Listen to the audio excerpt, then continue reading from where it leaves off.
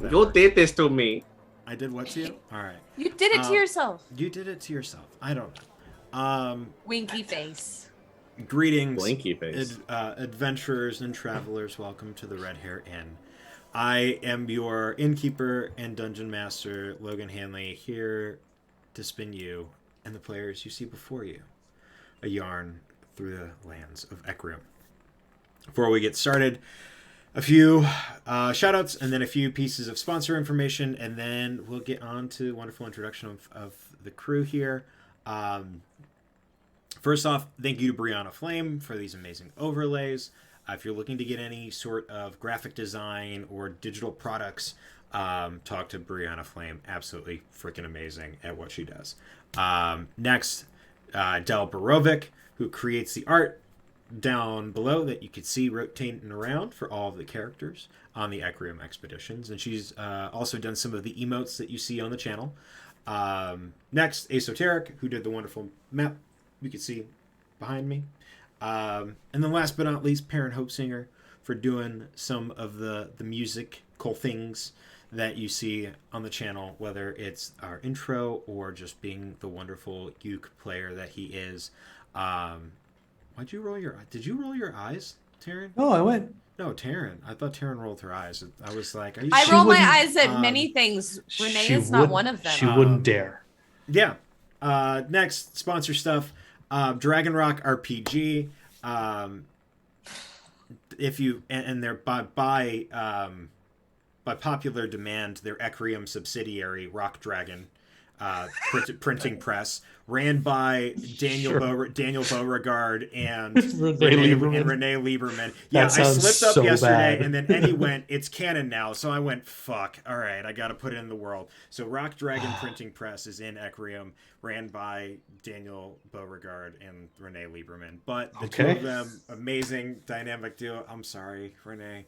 Brain hurty. Wait until you meet Daniel, actual dragon.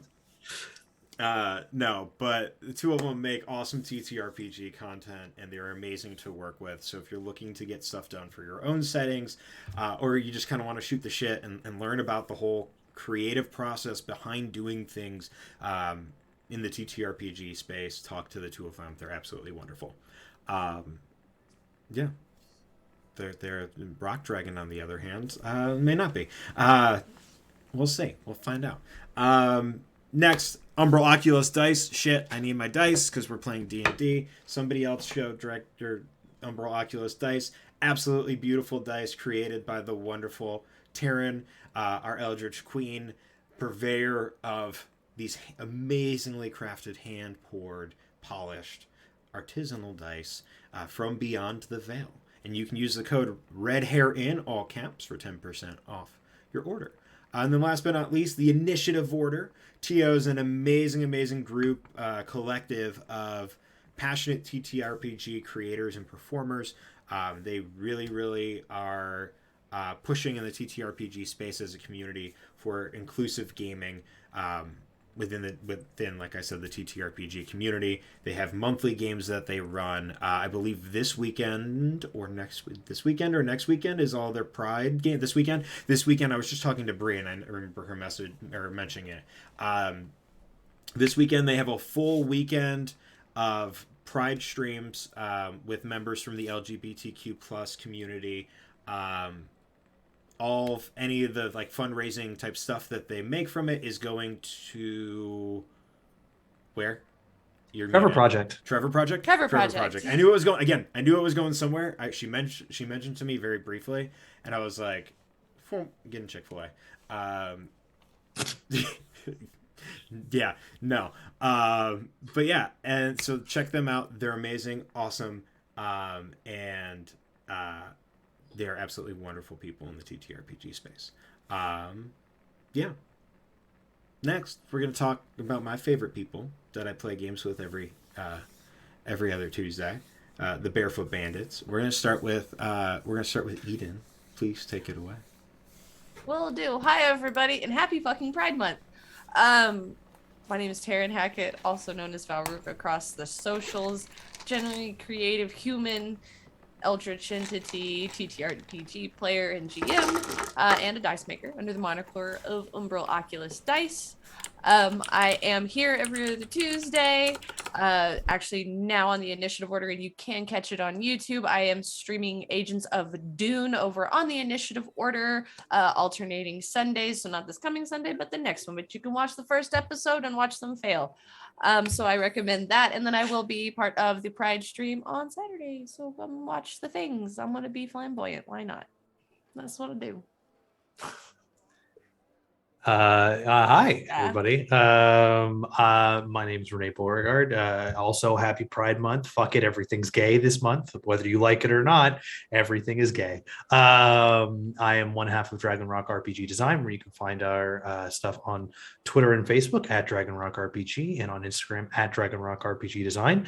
We are currently putting together our next iteration of the Mythical Melee, which we are doing a Super Smash Brothers inspired Mythical Melee. It's going to be a tournament where 16 people go head to head in groups of 4 to try and find out who can be the greatest character of Super Smash in a D&D kind of rule setting, which is going to be very exciting. At least actually 3 people on this stream right now are going to be in that event. It's going to that's right. If you want to, you go right ahead. Did I got my first pick right? You did. I get to be annoying and blue. She got to go fast. I gotta be fast. And I get to yell the same word over and over for 4 hours. That's true. That's true. Yeah. I don't even remember what my first pick was. You are a swordsman. Oh, I'm Daddy Ike. Oh, Yeah. I don't even know. Ike is sexy, Daddy AF. Anyway. Okay. Thank you, all of you, for providing that. So yeah, you can check that out over on the initiative order. That's going to be happening July 25th, August 1st, August 8th, August 9th, and August 13th.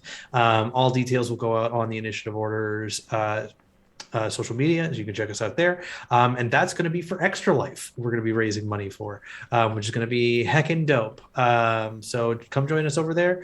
And as per usual, I will hand this off to my lovely, beautiful sister.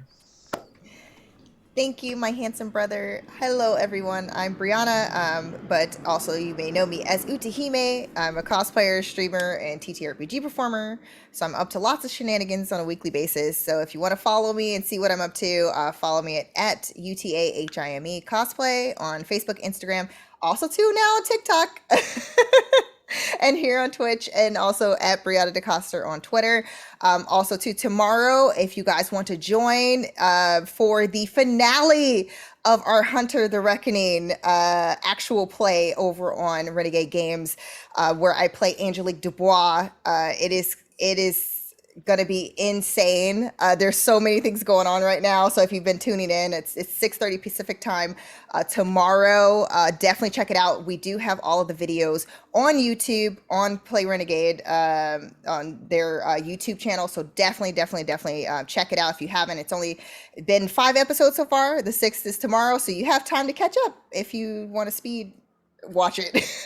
But it's really good, I promise you guys. And also I will be over on the initiative order 6 p.m. Pacific time for the continuation of Alien, our Alien TTRPG, with some badass ladies who I have the honor of playing alongside. And I play a little a teen stowaway who's basically, yeah, she's in over her head because some crazy stuff went down.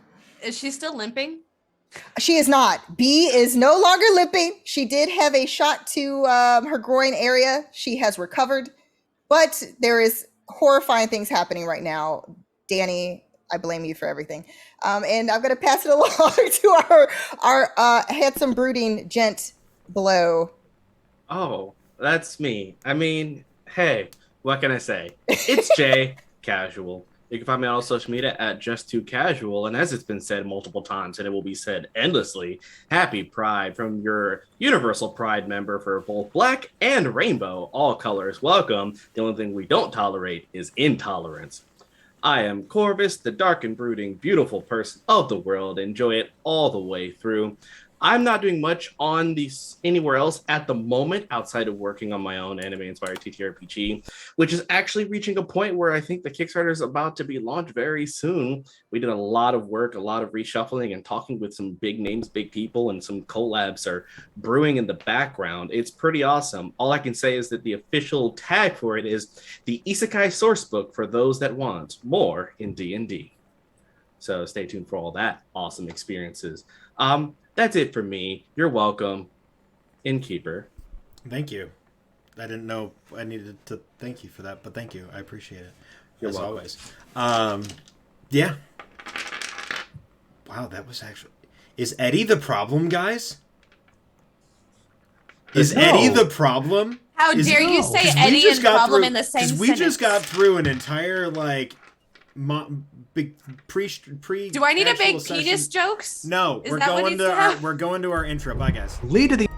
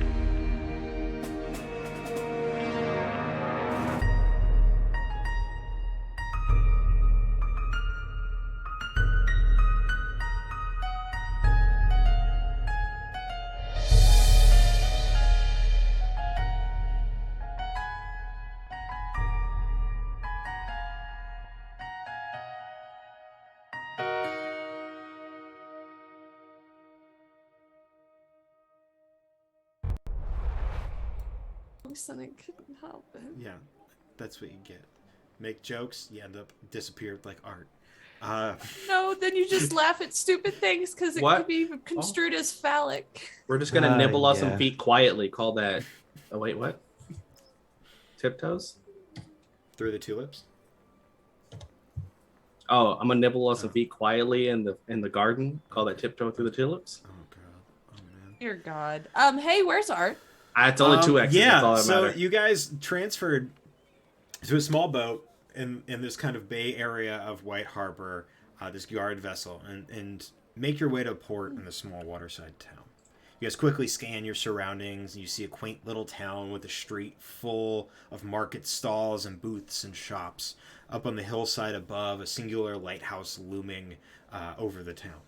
Eden immediately is drawn by an elderly woman and walks over there, and after checking in with her and making sure she isn't going to die anytime soon, gets a couple little trinkets and doodads, leaving a good sum of money for what was given.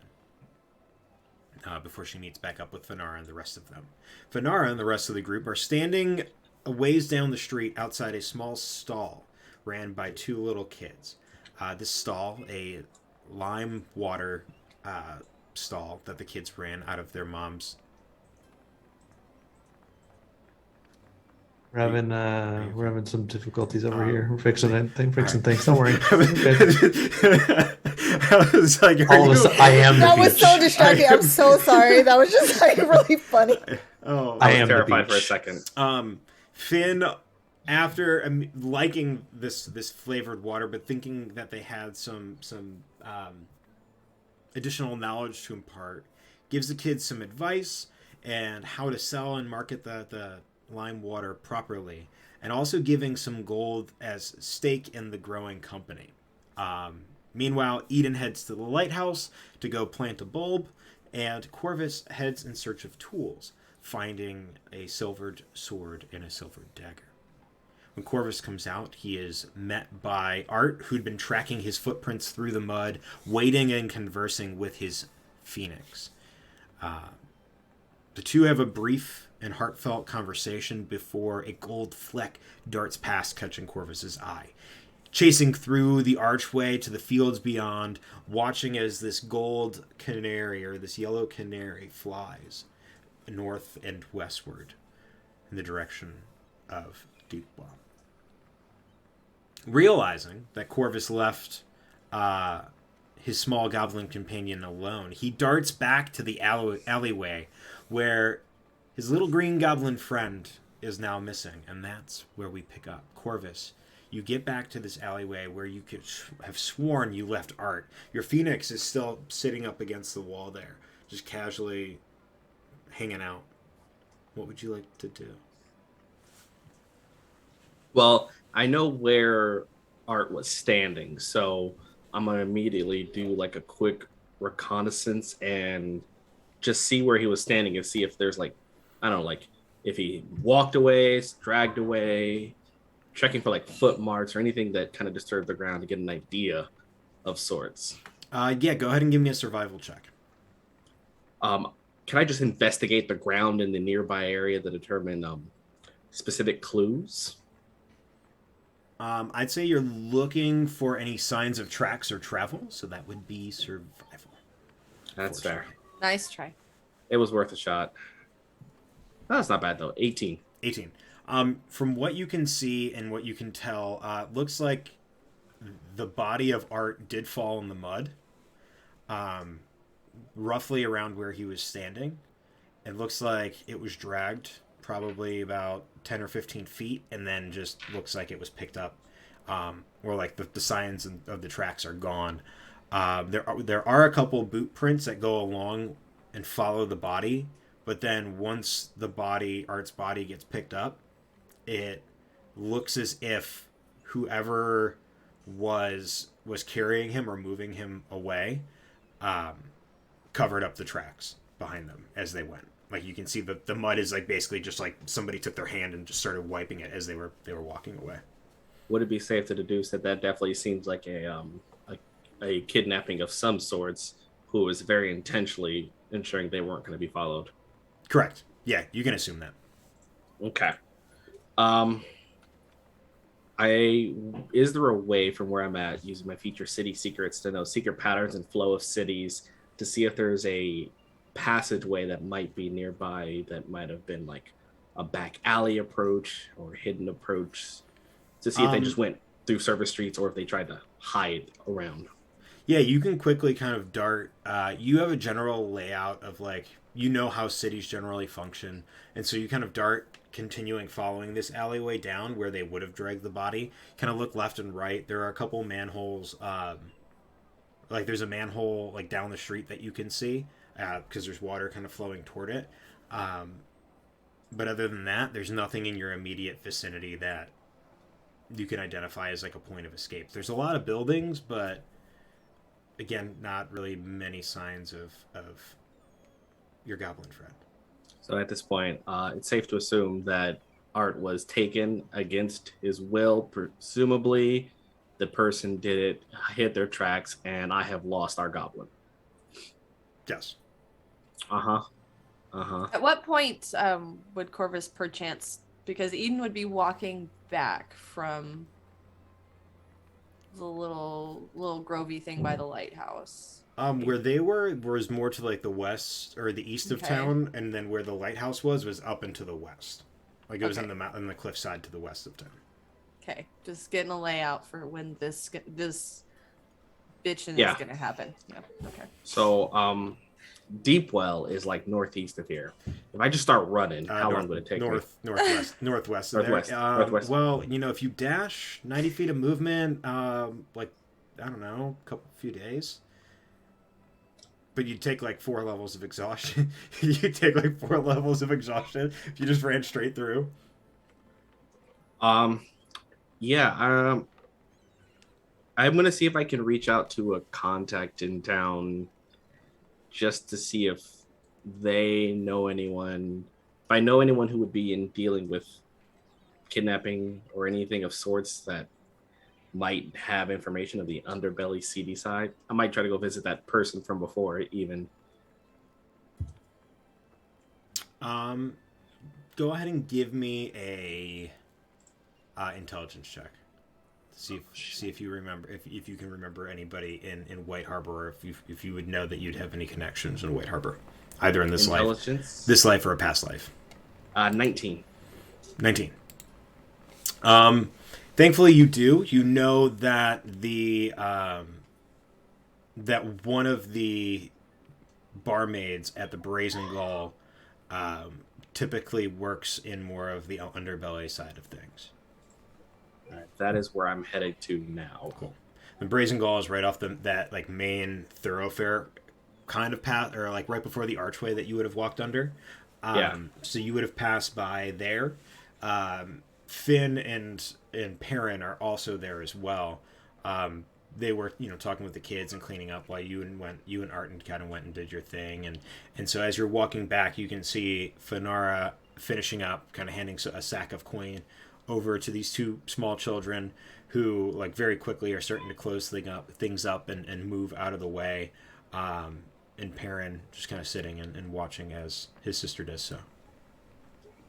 Gonna take note of them, but Corvus is currently on a hunt, therefore doesn't focus on extra details of people, and is just going to search for this barmaid that might have information.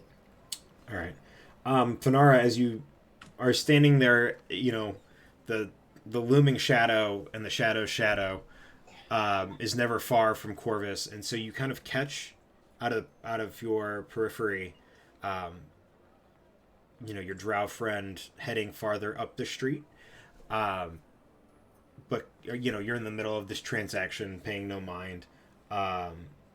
Perrin, you're very engrossed in your music and the Shark Tank situation that just happened, so you don't quite notice Corvus yet. But you make your way past the two of them to the Brazen Gull, and you know that the barmaid's name is Tilda.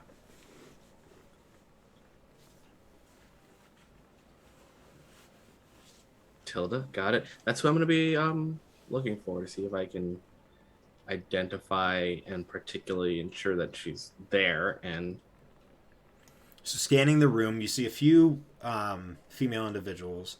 One who's kind of one of the barmaids is kind of making their way around, picking up some glasses and throwing it on a tray. Every once in a while, dropping some food down that they have up there as well. Then you see two behind the bar making drinks and cocktails for the people who are around. All right, I'm gonna head over to the one making the drinks, because I can't confirm if any of these ones are Tilda specific. No, you're through your Phoenix. You're getting a name, but that's about where that connection kind of ends for you. I'm gonna just head up there and just kind of like do a tap on the counter and have a gold piece down. Yeah. How can I help you? I'm looking for Tilda working. Oh, that's my sister there. Hey, Tilda. And Tilda, this almost half elven looking woman turns and, oh, hi there, and starts making that's me. Makes her way down the bar. Ula, how can I you need any help? We got a flight going. No, this gentleman here wants to speak with you. Oh, all right. So okay, sir, what can I get you to drink there? I'm looking for a specialty drink, one that's not typically on the menu, but provides the mind with clarity on things that are typically shaded.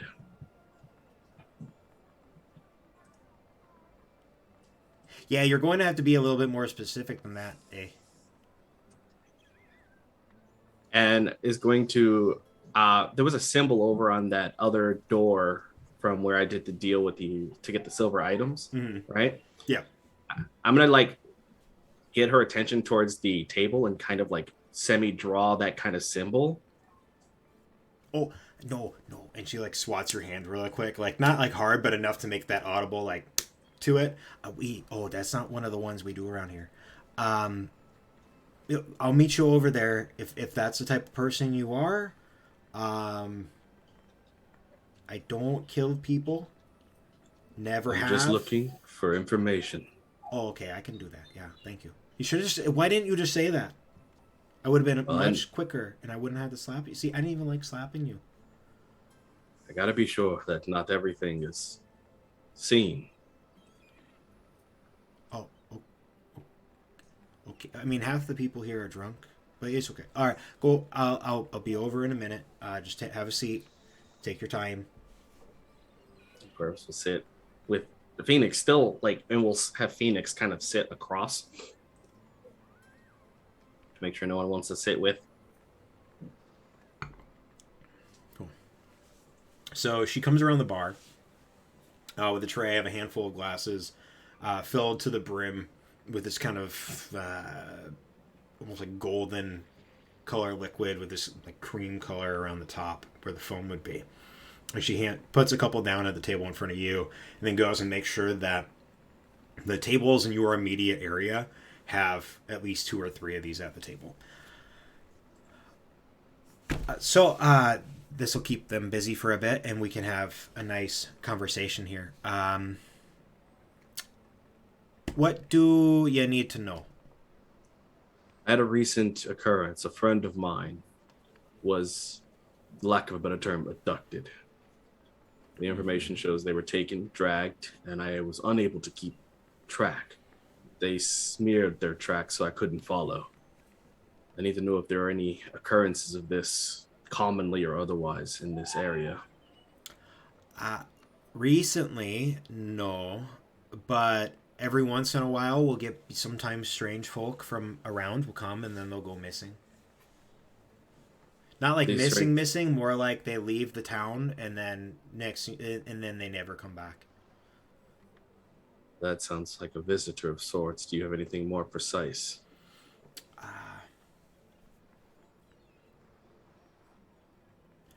I know that there are some kids running around pretending to be worshippers of something called a Dusk Maven.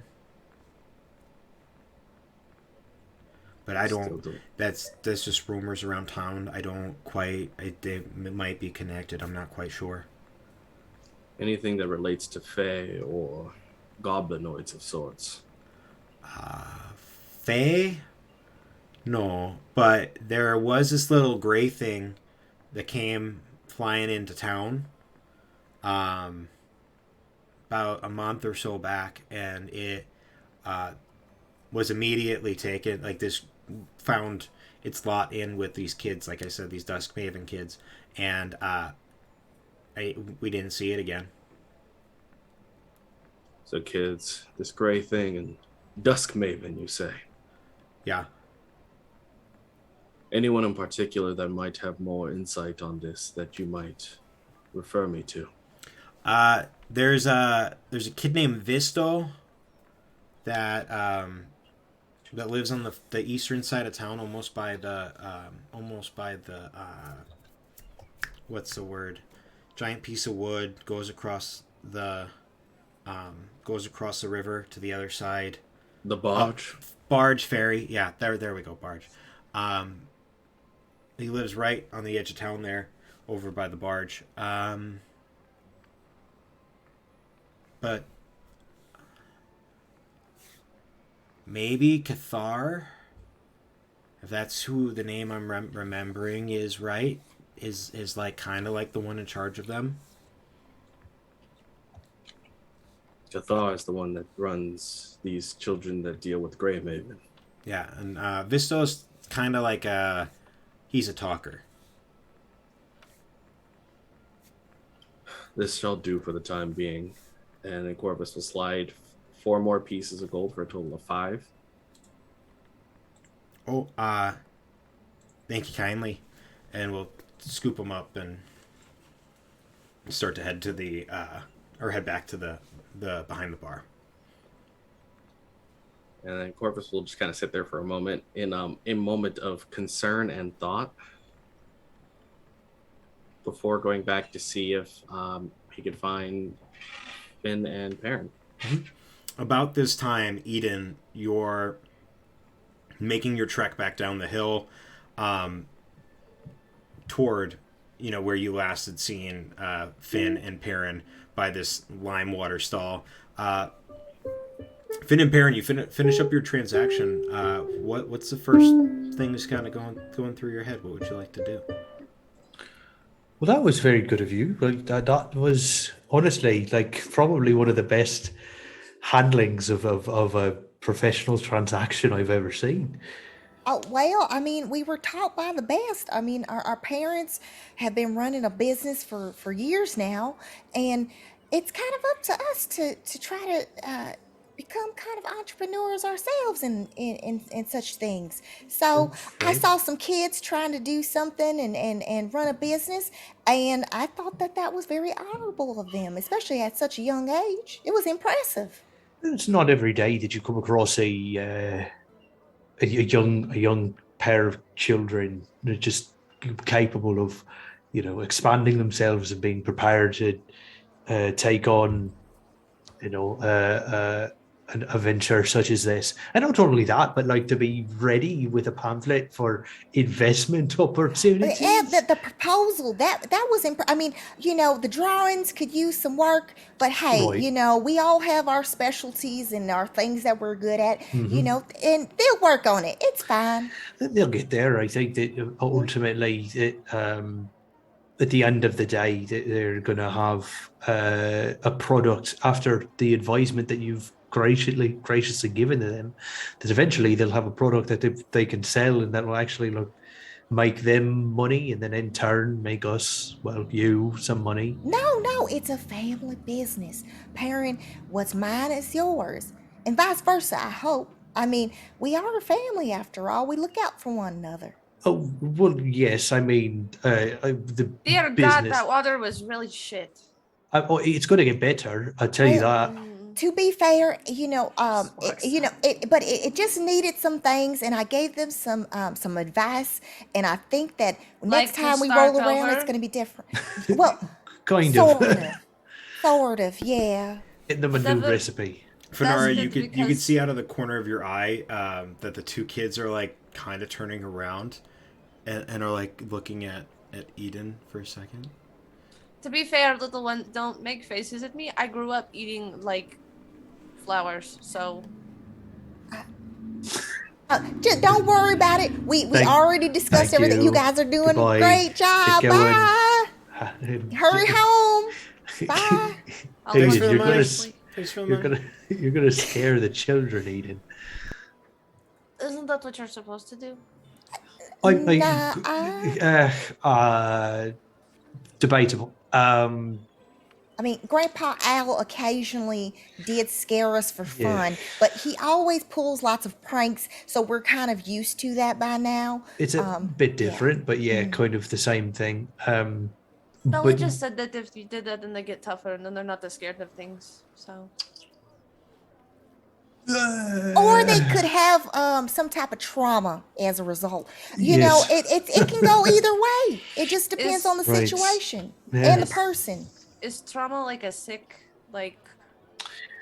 Well, yeah, kind of. Yeah, it's like a mind sickness. Effectively, like your brain is configured in a way to respond in a certain way after you've encountered and endured the same similar things over and over and over, and then you really only understand how to respond in one way, and then when you learn that might not be the right way to respond to the stimuli, then you kind of have your world rearranged because you realize that you've been doing things a little bit backwards for your life. Yeah, what he said. You speak as though this is something you know very well. Maybe. I don't want to explore that. We don't have time to unpack all that right now. Yeah, that's a very long conversation. I wouldn't say we well, I don't know. At least I personally don't struggle from it, but we may know some people who have had negative experiences that had an impact on them over the years, like our aunt Merlara. Oh God, that's like Aunt Marar lost everything, and then just decides to take it out on other people by getting drunk, and that's her See, prerogative. I'm really happy that I don't have any of this trauma, and Eden will just turn around and start walking. Oh Fair, goodness. fair enough. Fair enough. And about that time is when you see Corvus walking out of the Brazen Gull. Hey, what have you been doing over there?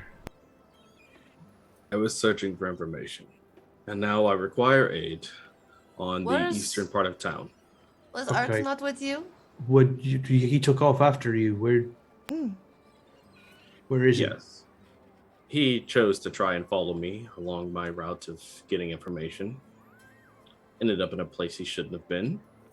And due to Okay. unforeseen circumstances, I now must work to reclaim him. Wait, So what? again, Where is Oh, Art? wait What? a What? minute. Hold on.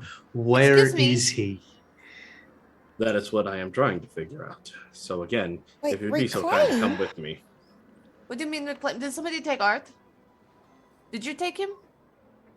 I did not take him. Where did you put him?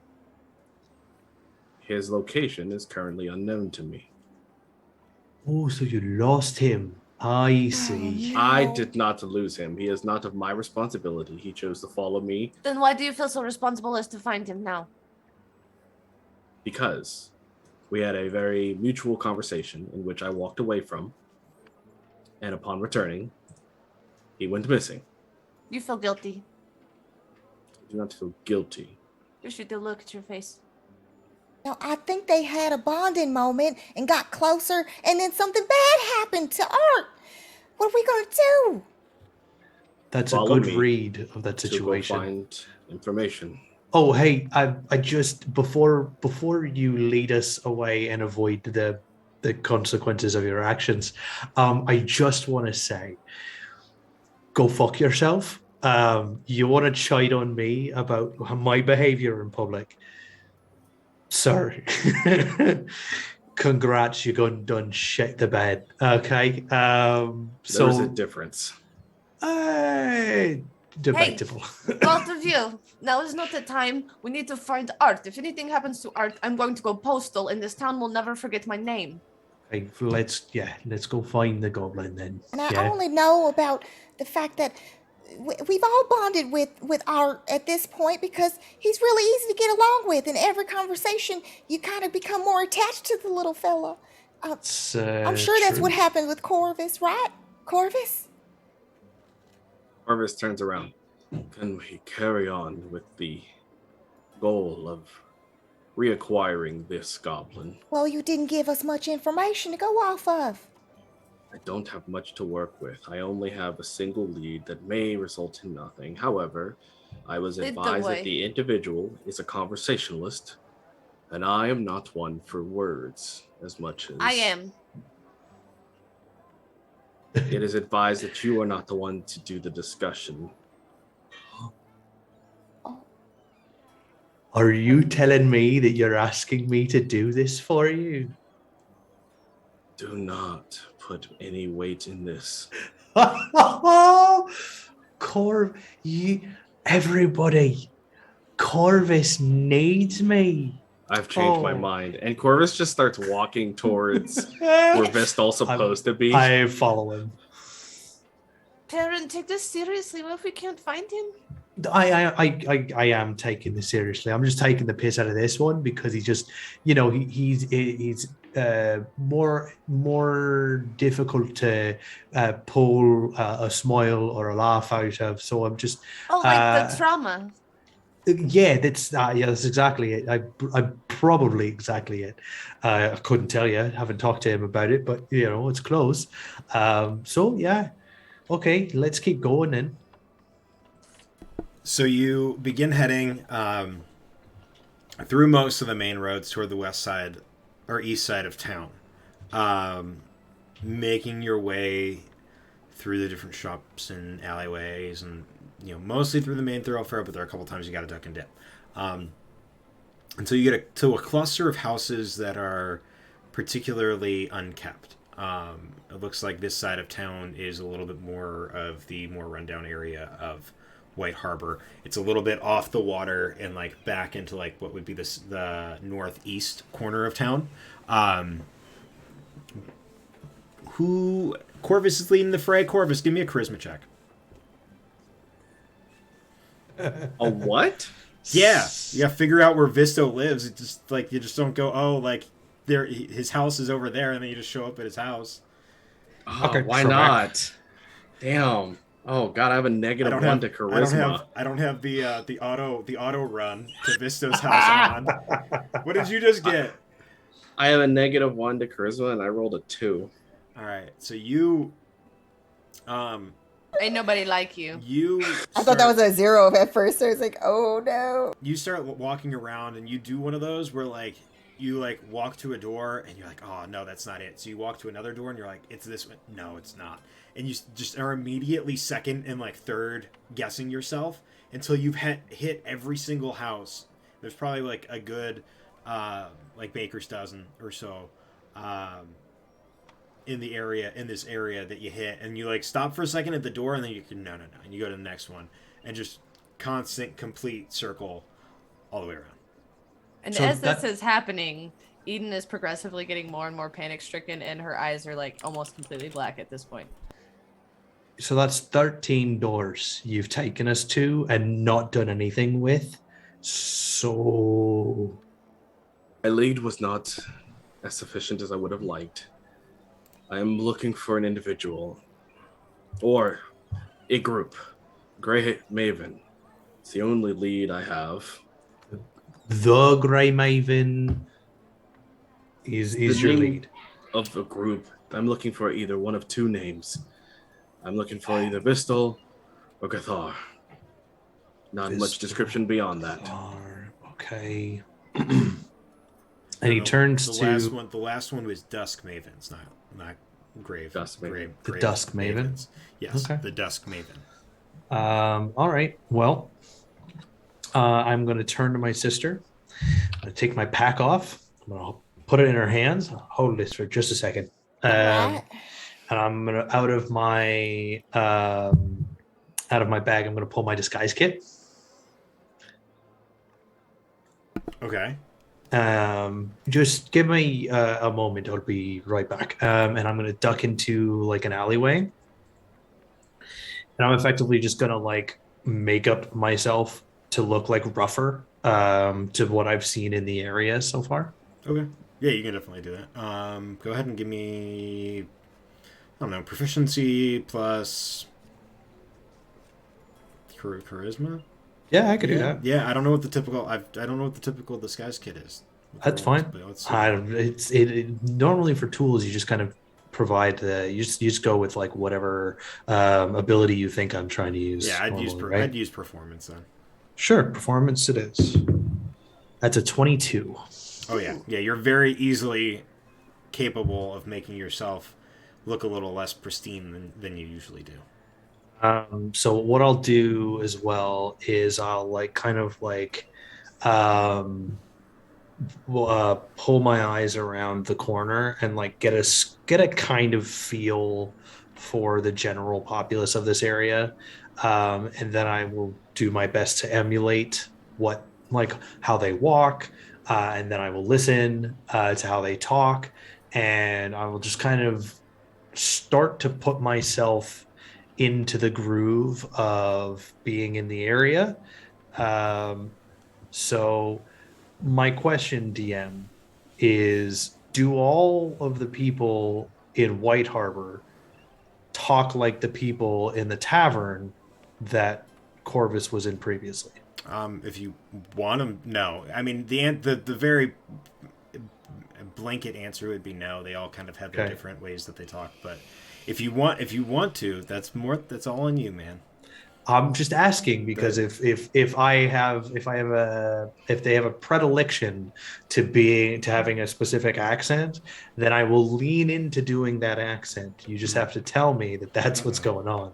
No, I don't. I You don't play. pick it. I don't play You where. pick it, and he has to do it. I don't play wherever. I kind of want to see it, but I also like. I'm very proud of what I did, and I don't want Renee to show me up. So like, I'm kind of like, don't do it. No. Sure. No. If you want to, problem. but if not, I don't play that. There's definitely like regional dialects, but it isn't like a whole accent change. Yeah, sure. Yeah. Perrin will kind of come out with like his hair pulled down in front of his face, a little dirtier, and he just kind of like walks around. Tries to find a group of individuals, and I'm going to approach them. And as I do, I'm going to take my thumb, which is actually in a little what's the word I'm looking for? Like a little pat of blush, and Perrin just kind of like goes while he approaches, and I go, "Hey, the Dusk Maven around?" And I'm casting friends. Make a. I'll say just make general charisma advantage. Yep. Because you're not actually like trying to persuade or anything. You're just trying to get information. 21. And you walk up to these pair of like probably late teens, early 20s kids. One is this human with like this really, really faded hair on the side and the back. On the top is like almost like a semi like mohawk down the center, like a small mohawk down the center. Another kid next to him is this half elf.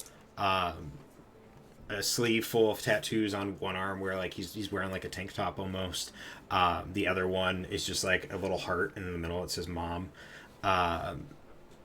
Bald head, the ears are pretty pointed. One looks like it's got a couple notches in it.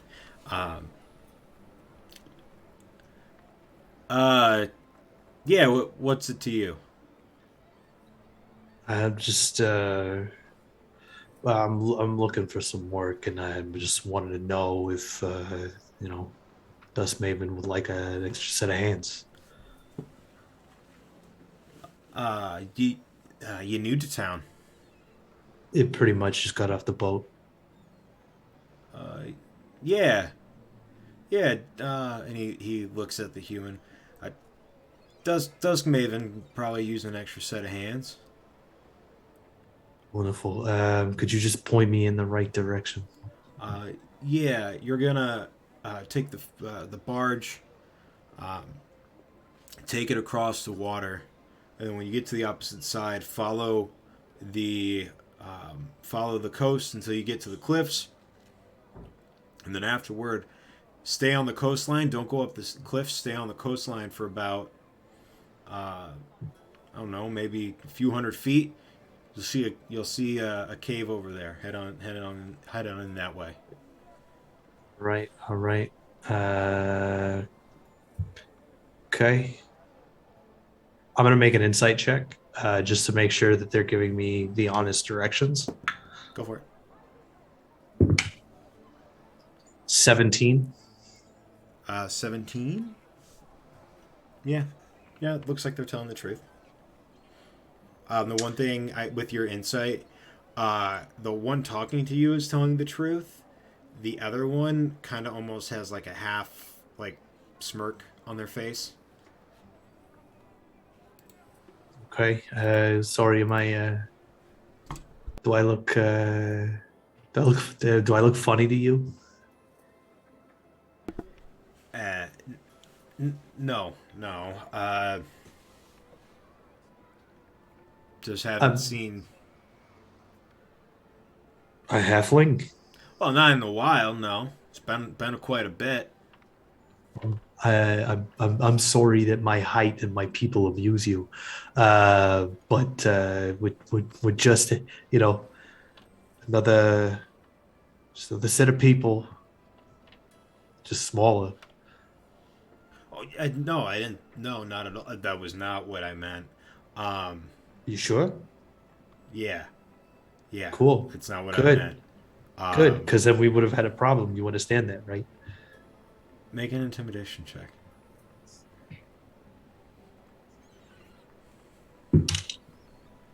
8. 8. Fuck you, Darren. I fucking hate you. You're the worst. He just kind of looks at you and is like, yeah, okay, yeah. You got that, boss. Oh, great. I'm the boss. I love it. Thank you for your directions. And have yourself a lovely day. And Perrin's just gonna like for no fucking reason start doing like this like swagger lean walk away from them. And then I will look back to my companions and just kind of like roll my head to get them to follow me, and I'll start walking in the direction to that I was guided or directed to for the barge. Cool.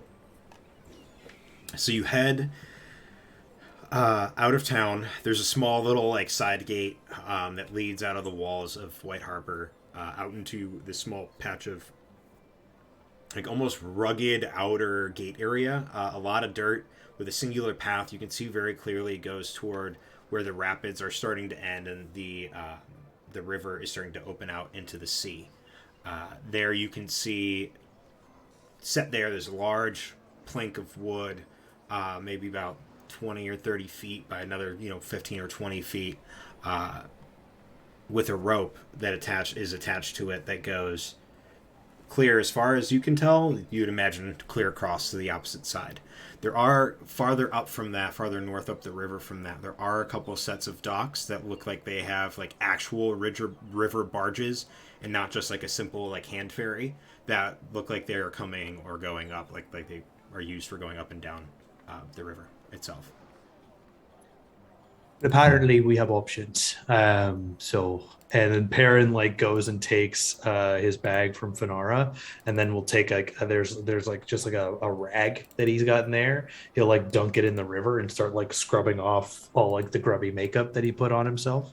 Oh, that's a relief. I thought we were going to go through the same thing that you went through, your weird teen phase.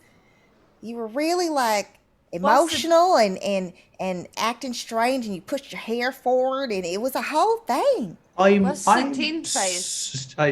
It's when you're about 4, like when your age has a teen in it before you hit into like before you hit 20. You've got like 19, 18, 17. Those are your teens. Because I mean, I know you're older. You're like 100 and what? 200. 200. Oh, wow. 200 and what exactly? Probably like 209. Oh. So you've hit your teens. Oh, yeah, a long time ago.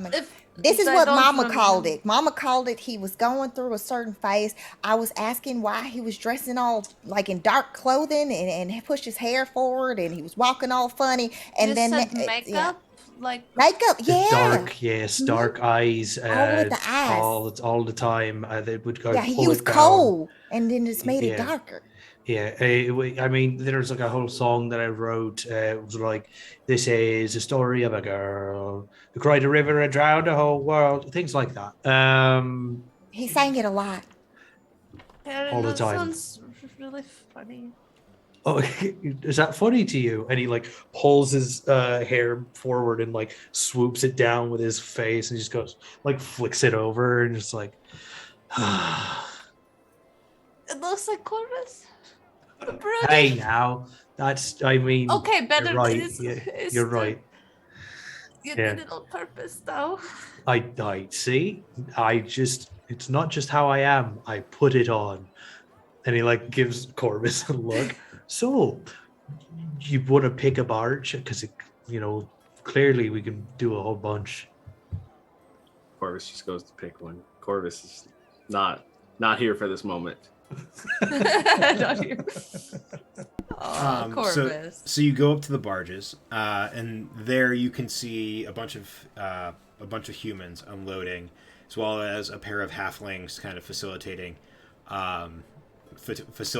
everything going on. Shipments being moved into some of the barges, some moving.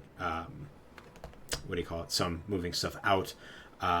The one halfling wearing a simple leather vest with some nice kind of like olive colored pants on and like thick leather boots underneath.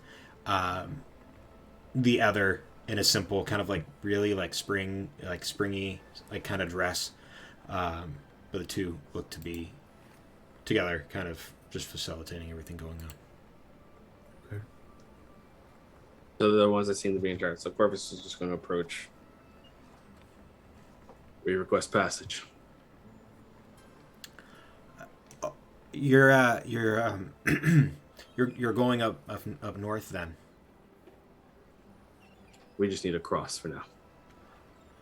Oh, if you want to cross, there's a ferry down that way. You got kind of pull by hand, but we only really go up north and south. We're not really made for going And is this the right lateral with the direction? rapids. They said that they don't go north. No, we take the barges up and down the river. They're not meant to. We don't really take them across the river itself. Most people, when they're trying to get across the river, will take the ferry. Okay, which is where we need to go, right? Yeah, you guys need to get to the opposite side of it. Right across, Okay. right? Yeah. So yeah, well, so when's the ferry coming? It's right there right now. Oh, okay. Well, we're going to get a ferry then. Thank you for your time. And Perrin is like off to the ferry. Why would we want a ferry? They're really mean, and sometimes they steal your stuff. No, it's spelled differently actually. It's Ferry instead of Faerie. There are also some that spell it different than that, and they get really spicy about it. And then he's just gonna walk. Yeah, you make it very quickly to the ferry, which is literally just like this pontoon platform with a On the rope next pontoon. to it. I was just listening to that today. Were you? That's a great tune. I love that tune. Yeah, it's summertime. I start to get into my little summery jams. In your country phase? That's when I pull out. Yeah, that's when I pull out my country phase is in the summer. That Put it back. That and Dave Matthews Band are like my summer. Put it my back. Summer goes. Anyway, ferry. There's a rope. It looks like you will have to, if you're going to use the ferry, will have to pull yourself across using the rope. Oh, perfect. Is it big enough per person, or is it like everybody could fit? Oh yeah, it's like a good, like I think I said about 30 foot by like 15 to 20 foot platform. It's like literally just a solid like pontoon platform that's attached to this rope that you can use to kind of just pull your way across. Yeah. Everybody's on. Chorus is like, ugh. And we'll prepare to start pulling. Well, I did my job. Your turn. Wait, you're telling me that you don't want to do the athletics check here? No. No, I do not. Corvus, go ahead and give me an athletics check, please. Why are we doing all the skills I don't have? I am not What? strong. I am not To be charismatic. fair, there isn't anybody really with a high strength in this party, so that's... No, that is true. Yeah. This is your penance. Yeah. But I don't want to. Yeah, this is what happens for choosing to go fighter. I should have been a ranger. That's a 9. It's a very slow, arduous process as you just one hand over the other, using all of your might, trying to kind of pull. Occasionally, you guys get hit with some of the rapids coming down, but nothing too bad as you make like this first portion out into the river itself. You can see over on the other end, it looks like this is about, give or take, it's a larger river, but like a little less than a mile across. At the rate that Corvus is going there, you'll be there by like sundown maybe.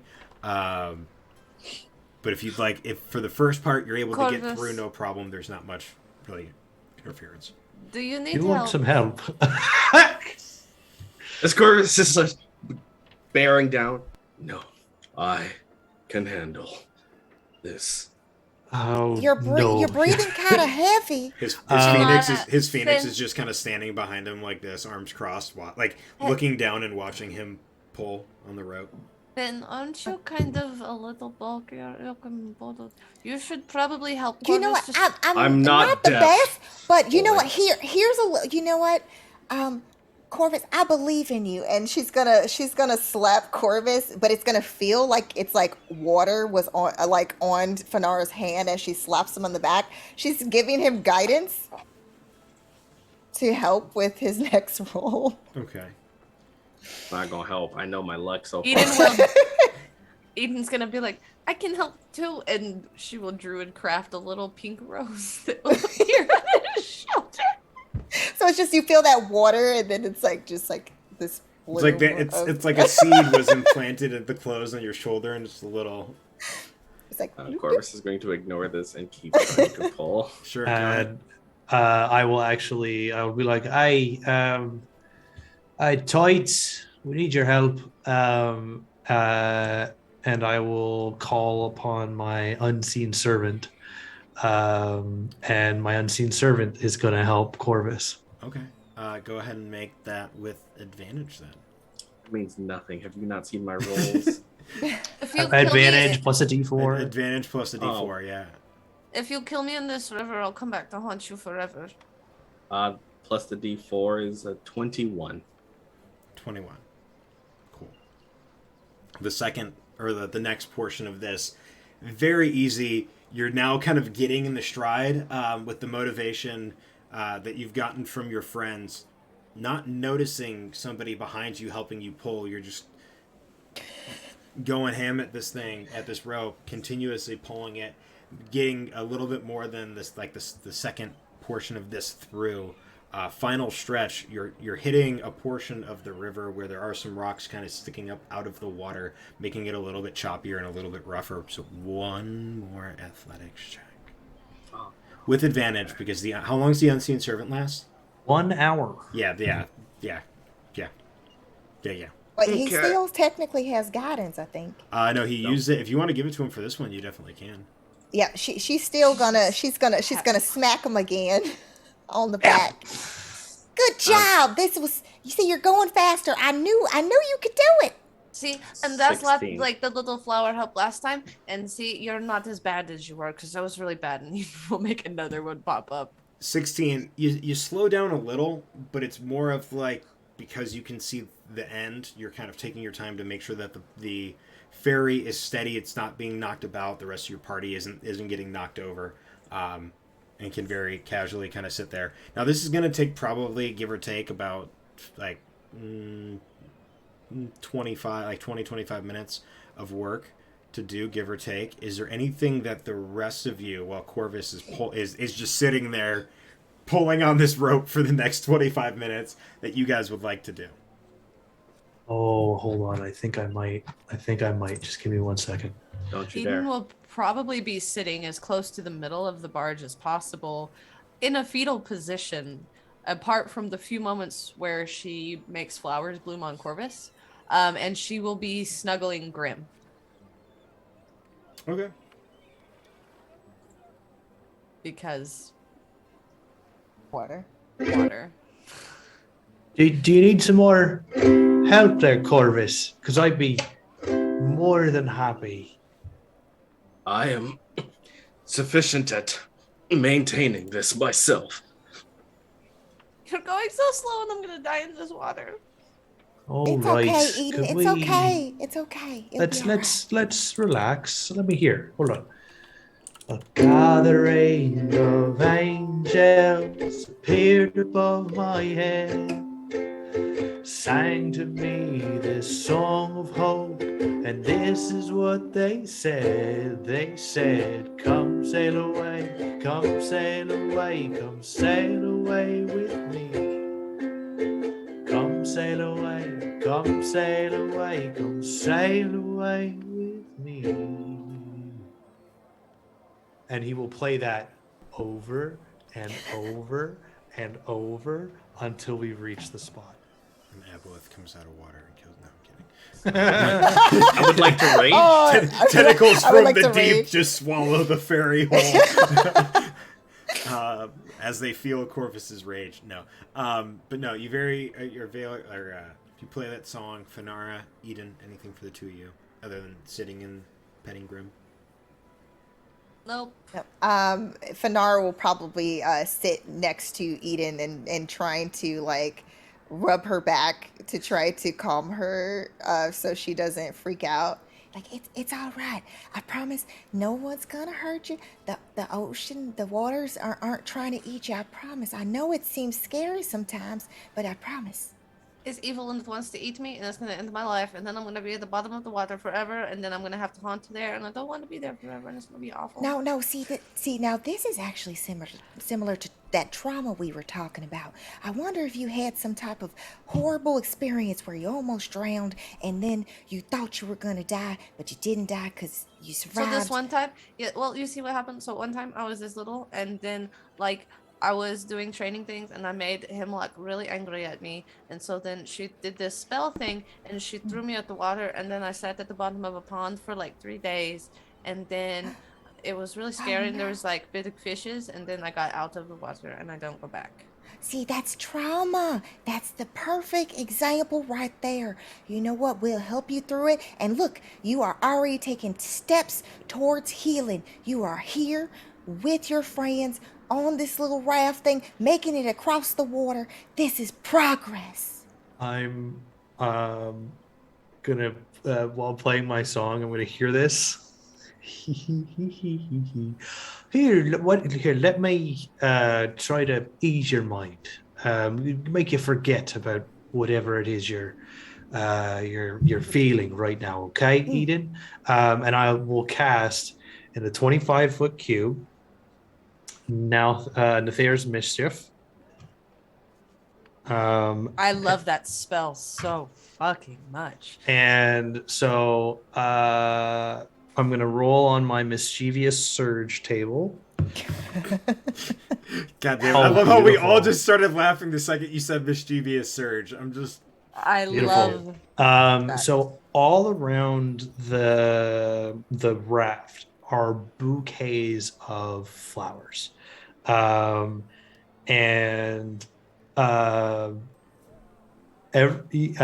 so Eden and Corvus and Corvus. Eden, Corvus, and Fenara all have to make dexterity saving throws. Mm-hmm. Okay. Nope, I'm laying down in the fetal position. I ain't dodging shit. Freaking A. Do I get disadvantage because I'm like pulling this rope? No, it's just a regular dexterity saving throw. 11. I'm gonna tell the story here. Thank you very much. 11. 18. Yeah, you do whatever. It's not like I'm here, but it's cool. Sorry, I had 18, and then I heard 11. 11, and then 4. So the girls are both blinded because the flowers start spraying water in your face. Eden will start screaming at the top of her lungs. What? What did you just do?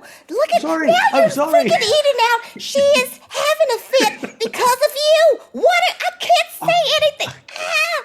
And she's like just like screaming and like yelling, "Parrot!" and like the whole time. I'm just laughing uproariously, and then I just like prestidigitate everybody. While this happening, Corvus in just fluent Orcish is, don't fly away, don't kill them, don't murder. Don't fly away, don't kill them, don't murder. Does anybody yes. understand Orcish? No, No. I just checked. I was like, wait, I may know that. No, that's the one language I have not picked a book up on yet. But Fenara did, despite her yelling, because she's also too trying to spit out water that's being in her face, she picked up on a different language. So noted. Yep. Noted. So I will prestidigitate everybody, and I through my fit of laughter, I just go, I'm so sorry. I didn't mean for that to happen. That one I can't really control. It just Explain that to Grim. As Eden will hold up a soaking wet little white ferret.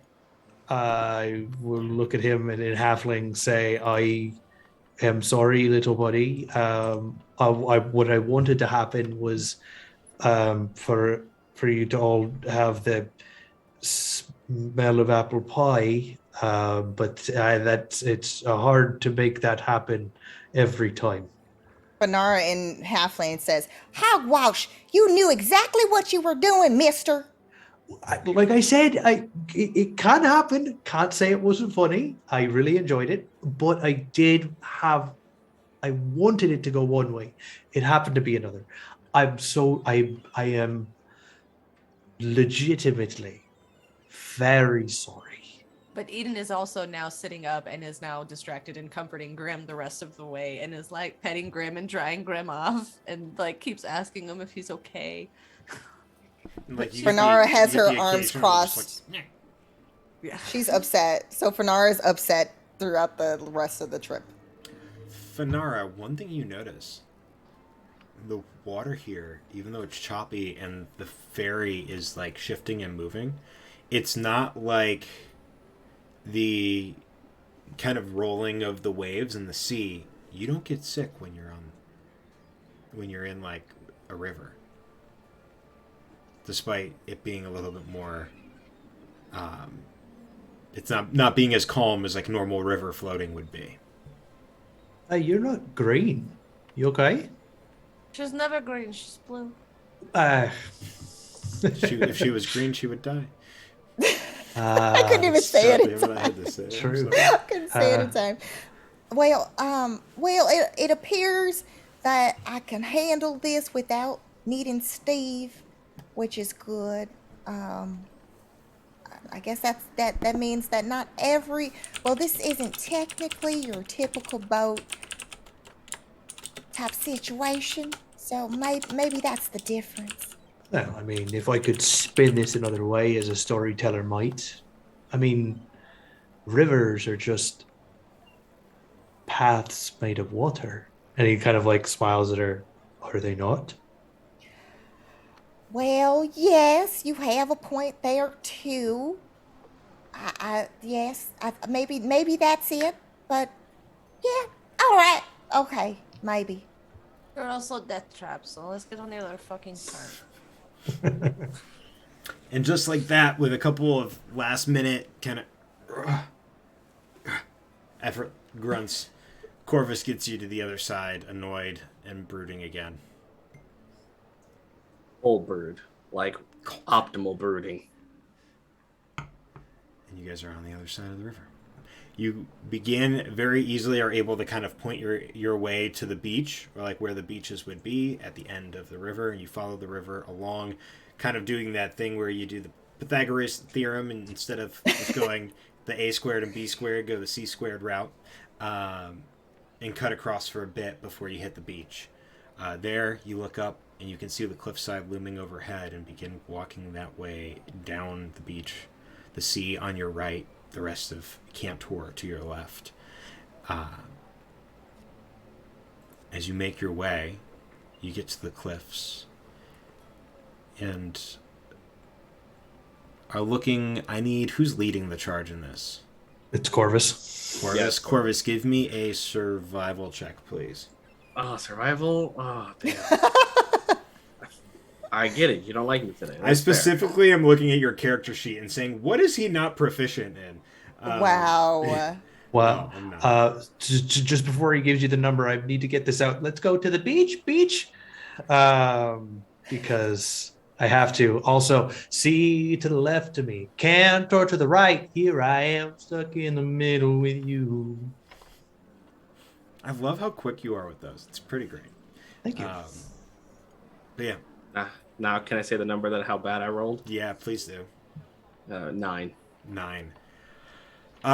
So you're kind of walking aimlessly down the beach. You can see farther off, maybe about another 5-ish to 5 to 10 minute walk. At this point, the sun is kind of starting to wane into the west, starting to fall pretty significantly at this point.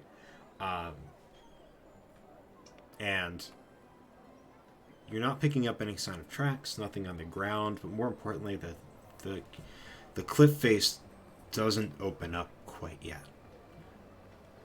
And you're looking up, kind of looking around. Nothing seems to be opening up. But that's when you all hear it. You hear this soft kind of hum coming from the areas above you.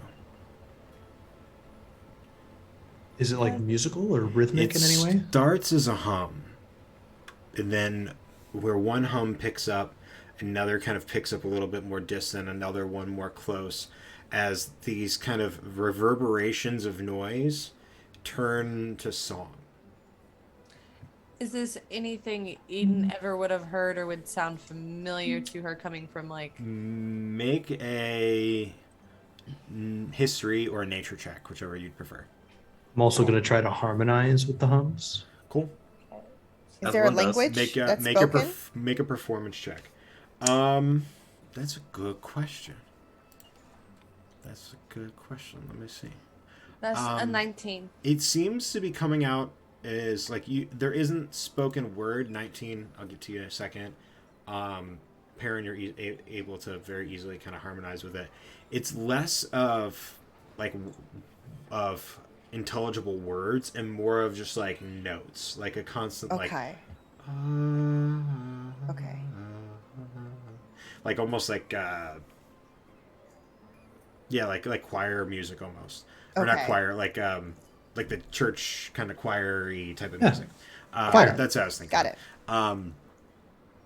And as you do that, Eden, you immediately get a very vivid image of the time that your sisters took you to what little piece of water was in where you lived, in the briar, in the grove. And you remember these women that would sit up in the boughs of the trees looking down at you and sing to you. And then you'd wake up back in your home. And as you're remembering this, I need all of you to make wisdom saving throws for me, please. Except for... Actually, Fanara, I think you're the only one who doesn't need to. Let me double check. That's actually a very good question. You would need to. I think so, right? Because Oh yeah, I forgot. Oh yeah, never mind. I got excited. I thought that I forgot that I'm, got different ethnicities here. Oh, no, I'm sorry. It's advantage, not... Oh, thank God. Oh no. Wait, what? How? Oh God. Okay. That one for both roles. No. Yeah. It's a Halo harmonization. nightmare fuel. Hey, Oh what my up, Chi-Town goodness. friend? How are you? I'm originally from Chi-Town, so I love seeing Chi-Town people. There are two Chi-Town people in this stream. There are two former Chi-Town Yay. peoples. Yeah. Hi, baby Alexi. But yeah, Eden, what'd you get? 25. Okay, Perrin. Sorry, what was the check we're making? Wisdom saving throw. Wisdom. Wisdom saving throw. And Perrin's gone. He's following whatever. Lenara got 20. a nat 1 on both. 21. I almost want to give you disadvantage for harmonizing, but it wouldn't be fair. A what? A nat what on both? Well, you said roll with advantage. It was a nat 1 on both. No, you using didn't. Umbral Oculus. Mhm. There we go. Finally, in my favor. Cool. We'll get to you in a minute. Corvus, please tell me some good news. A dirty 20. Cool. So as you guys are looking up, parents starting to harmonize, Eden, you look up and like have this flash of memory. Finara, you are just enticed by the music that you're hearing around you. And your mind Cover your goes ears. blank. And that's where we're going to take a quick break. Okay. Yeah, let's do it. We're going to take a quick 10-minute break. It's 9:30. We'll be back at What are the 9. chances of that 40? happening? That's I'm perfect. just so upset. Yeah. I'm Beautiful. so Renee, did you have upset. something? Yeah, are we still doing our standard giveaway? We don't have a giveaway today. Unless people Not want a today. sticker, I could do a sticker giveaway. Let's do a sticker Stickers? giveaway. Let's have him do it. Stickers? Stickers. Yeah, let's do it. Hang on. Let me grab Sticker, that real quick. sticker, sticker, I got- sticker. a Red Hare Inn sticker somewhere around here. There we go. They're really nice. Yeah. I got it on I my have fridge. one. I have one on my pressure pot. I got like waiting for 16 the of dice them. that I have to work on. They're all here. But yeah, we'll be back. I'm going to start that once we go to break, but we're going to go on break, be back in right around 10 minutes, and we'll see you and figure out what happened for Nara when we get back. Bye, guys. Help.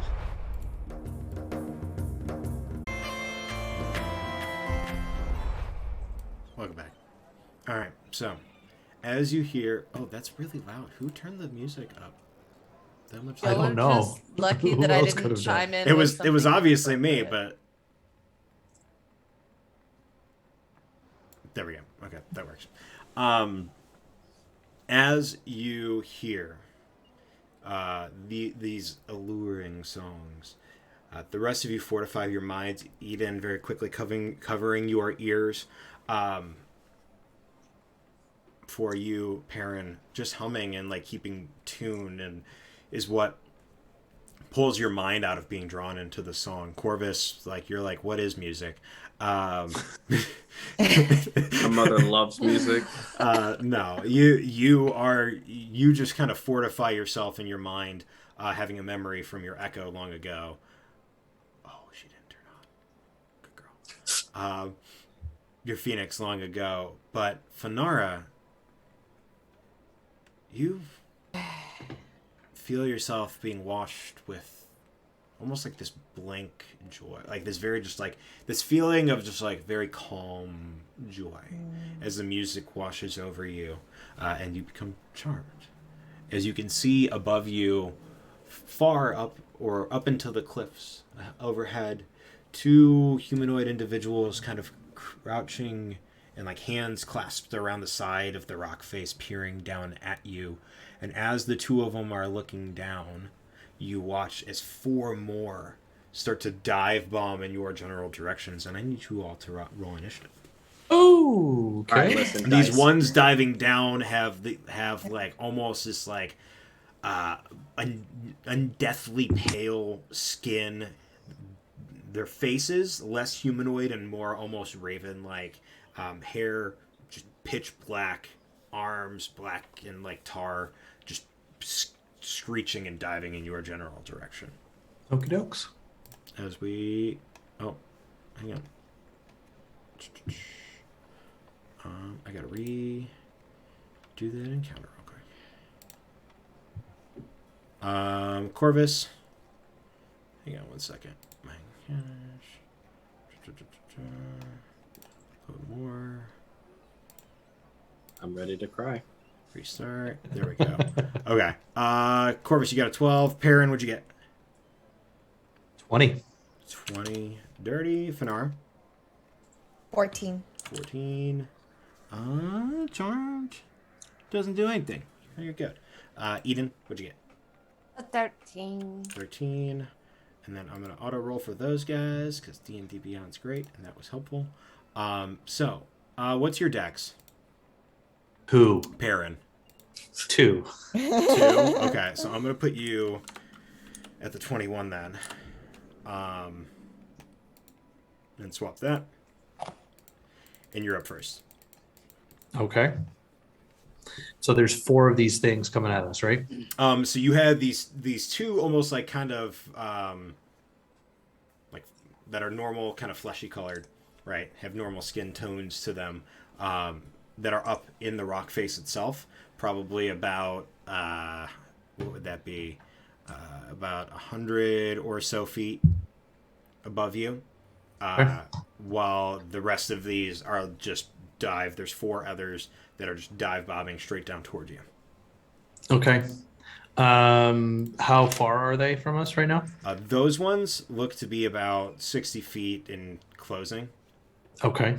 Cool. I get to do a thing. But they're kind of scattered out. They're not all like, it's like 2 and 2 kind of Sure. pincering That's down at you. No problem.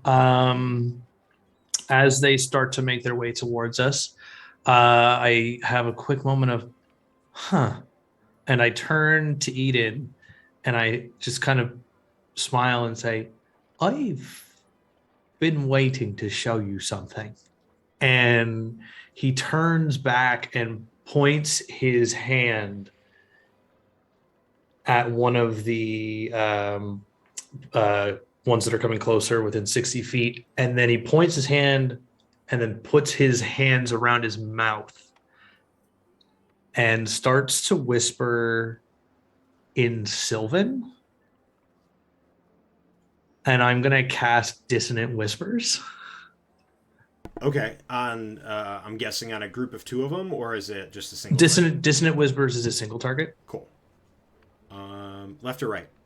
Left. 1 or 2? 2. Cool. That helps me narrow it down. That's cool. It's a Wisdom saving throw, please. Oh yeah, that's on me. Shit. Hey, that's gonna be Wisdom for this guy is a 16. 16 is a save, but he still takes half damage. You hear Perrin just kind of like mutter these Sylvan words that he like. You're pretty sure he does not understand what he's saying, but he is saying them with gusto. Like apple drop, cinnamon, crab cakes. Yeah. Oregano. This is a shopping list. That's 4 psychic damage. 4 psychic damage. Awesome. Anything else? And then I turn to Eden again, and as a bonus action, I say, I learned it from watching you, and I will give her a bardic inspiration die. All right, there you go. Next, the one of the 2 who is perched up, is going to kind of just let out this bellowing screech, and as they do, will point down back toward you and kind of sit upright and take a deep breath in and continue that song from up in the cliff tops. I need everybody to make me. Hang on, let me double check one more thing.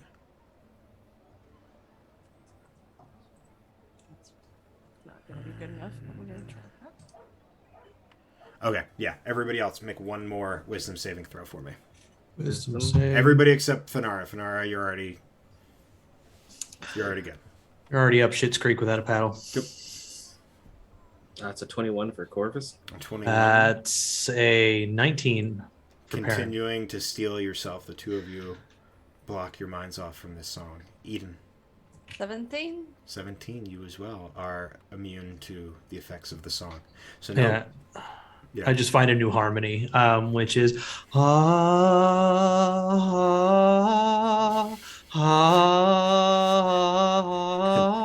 now you hear songs coming from the ocean. As it was meant to be. It's a 2-front attack. No. Awesome. That one's gonna stay up there. One of these black feathered humanoid creatures is going to continue diving down and with will come straight for you, Corvus, and is As one does. And is going to make a claw attack and a bite attack at you. As the hands come out and start lashing out with the claws, that's going to be a dirty 20 to hit. Yeah, that'll hit. Reaction, silvery barbs. Aye, fuck off. Roll with disadvantage. Cool. 3. So Corvus now has advantage on the next attack roll, ability check, or saving throw. He can make in the next minute. So it begins to swipe, and as it does, Perrin yells out, and it just kind of turns and looks. And as it does, Corvus, you have just enough time to get your gauntlet up to cover the blow. That's its turn. The next one is going to kind of look down and continue another deep breath as it continues its song, and then it's going to look over at the first one and just kind of point down. Go get them, sister. And you watch as the first one's preparing to jump and dive off the cliff face. Finara, it is your turn. Okay, so you am are. I able to? You look. Or am I distracted? No. So you look up at the one that's singing the song as you watch as these just bolts of black plumage are darting down on either side of you, and you're immediately entranced with that one. That one you think is like the coolest person in the world. You don't want to hurt or harm them in any sort of way, but all the rest are you're fine. Like the rest of them, like you legit saw one try to slash Corvus, so they're. Oh wait, I had a second attack with that other one. You did. No, didn't happen. Also missed. Yeah. Well, Fenara is gonna get upset, and you do not interrupt a performance that great. And then in that moment, it's almost like she uses her hand to sweep up just a bunch of water to splash in their direction, but that turns into this almost like shimmering light that ends up kind of turning into like almost like a wave itself to hit however many she can get in a line. If they are like close to each other, she's going to try for guiding bolt. Ooh, guiding bolt's a single target, I believe, so you can hit one of them. Yes. Are you going for? I just want to splash the other one with water. Yeah, you can definitely do that. There's two of them that are kind of like up in the air, or like still Hit kind of up one, in the air that you the send other it. one will feel some water in their face, like what she experienced on that raft. Yeah, go on her ahead and brother. roll your tech roll for me, please. All right. Okay. All right. Let's see. Dee-dee-dee. Do-do-do. Dee-dee-doo. Do-do-do. Do-do. Dum, Do, dum, do, dum. do, do, do. Okay. Yeah. Oh yeah. No. Well, I'm assuming 15. 15 will hit. Yeah, yep, that hits. Okay. I was like, I hope a 15 is enough. Okay, because that was so rude of them. I don't appreciate that one bit. Yeah, totally. So rude. That is 18 points of damage. Yeah, I believe so, Taryn. 18, you said? Yes, and that was only first level guiding bolt. By the way, I'm sorry I did not mention that. Holy smokes. Cool. Yeah, you kind of reach back and grab this water and like arc it up through the like across the sand, and then point up, and it just shoots out past you up toward one of these creatures barreling down at you. It hits it, and you watch as it kind of turns and tumbles and smashes up against the rocks for a second before like using its legs to propel itself off back down toward you. Okay, and then for my bonus action, what you'll see is coming up from the water, there's almost this golden light, and all of a sudden it starts forming and taking the shape of this beautiful woman in this long, beautiful gown, and she is has flowing hair.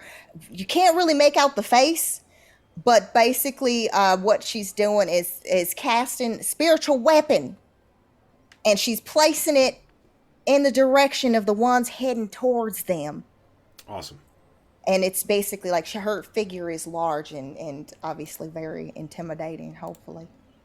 Perfect. As you do so, you cast that up there. The one that you just hit is going to, like I said, push off from the cliff face that just smashed up, and in a frenzy is going to just dive down toward you, and is going to make a bite attack and a claw attack at you. So let's see. Claw attack first is going to... Nope.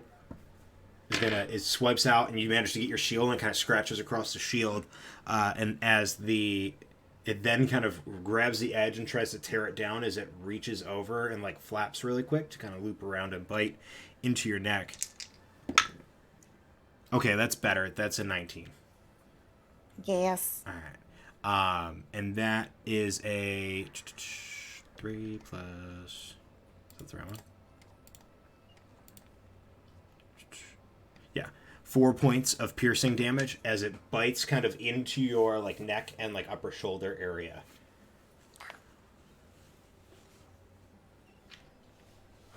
After its turn is going to be Eden, your turn.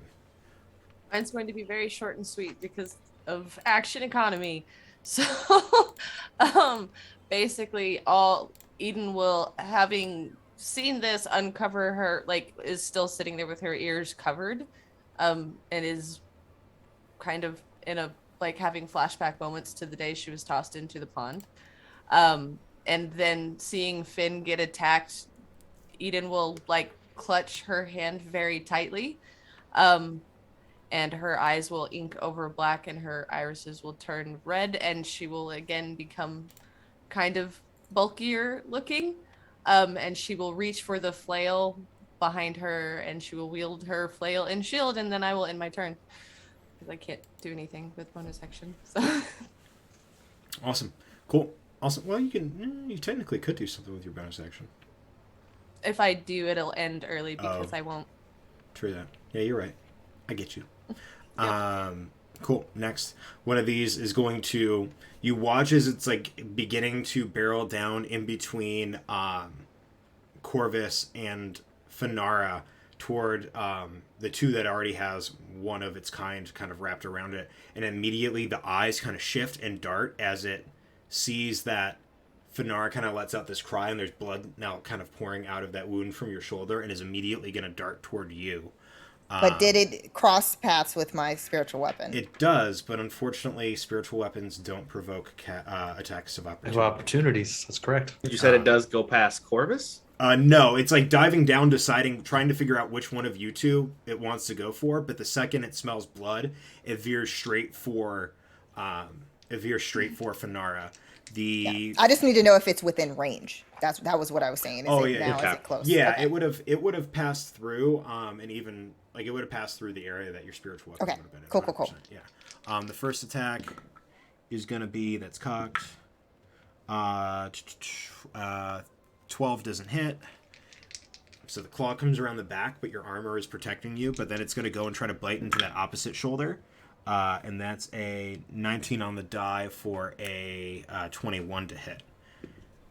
And that'll be 3 points of damage as it now bites into your other shoulder and kind of pulls back, and blood is kind of seeping from both of your shoulder areas.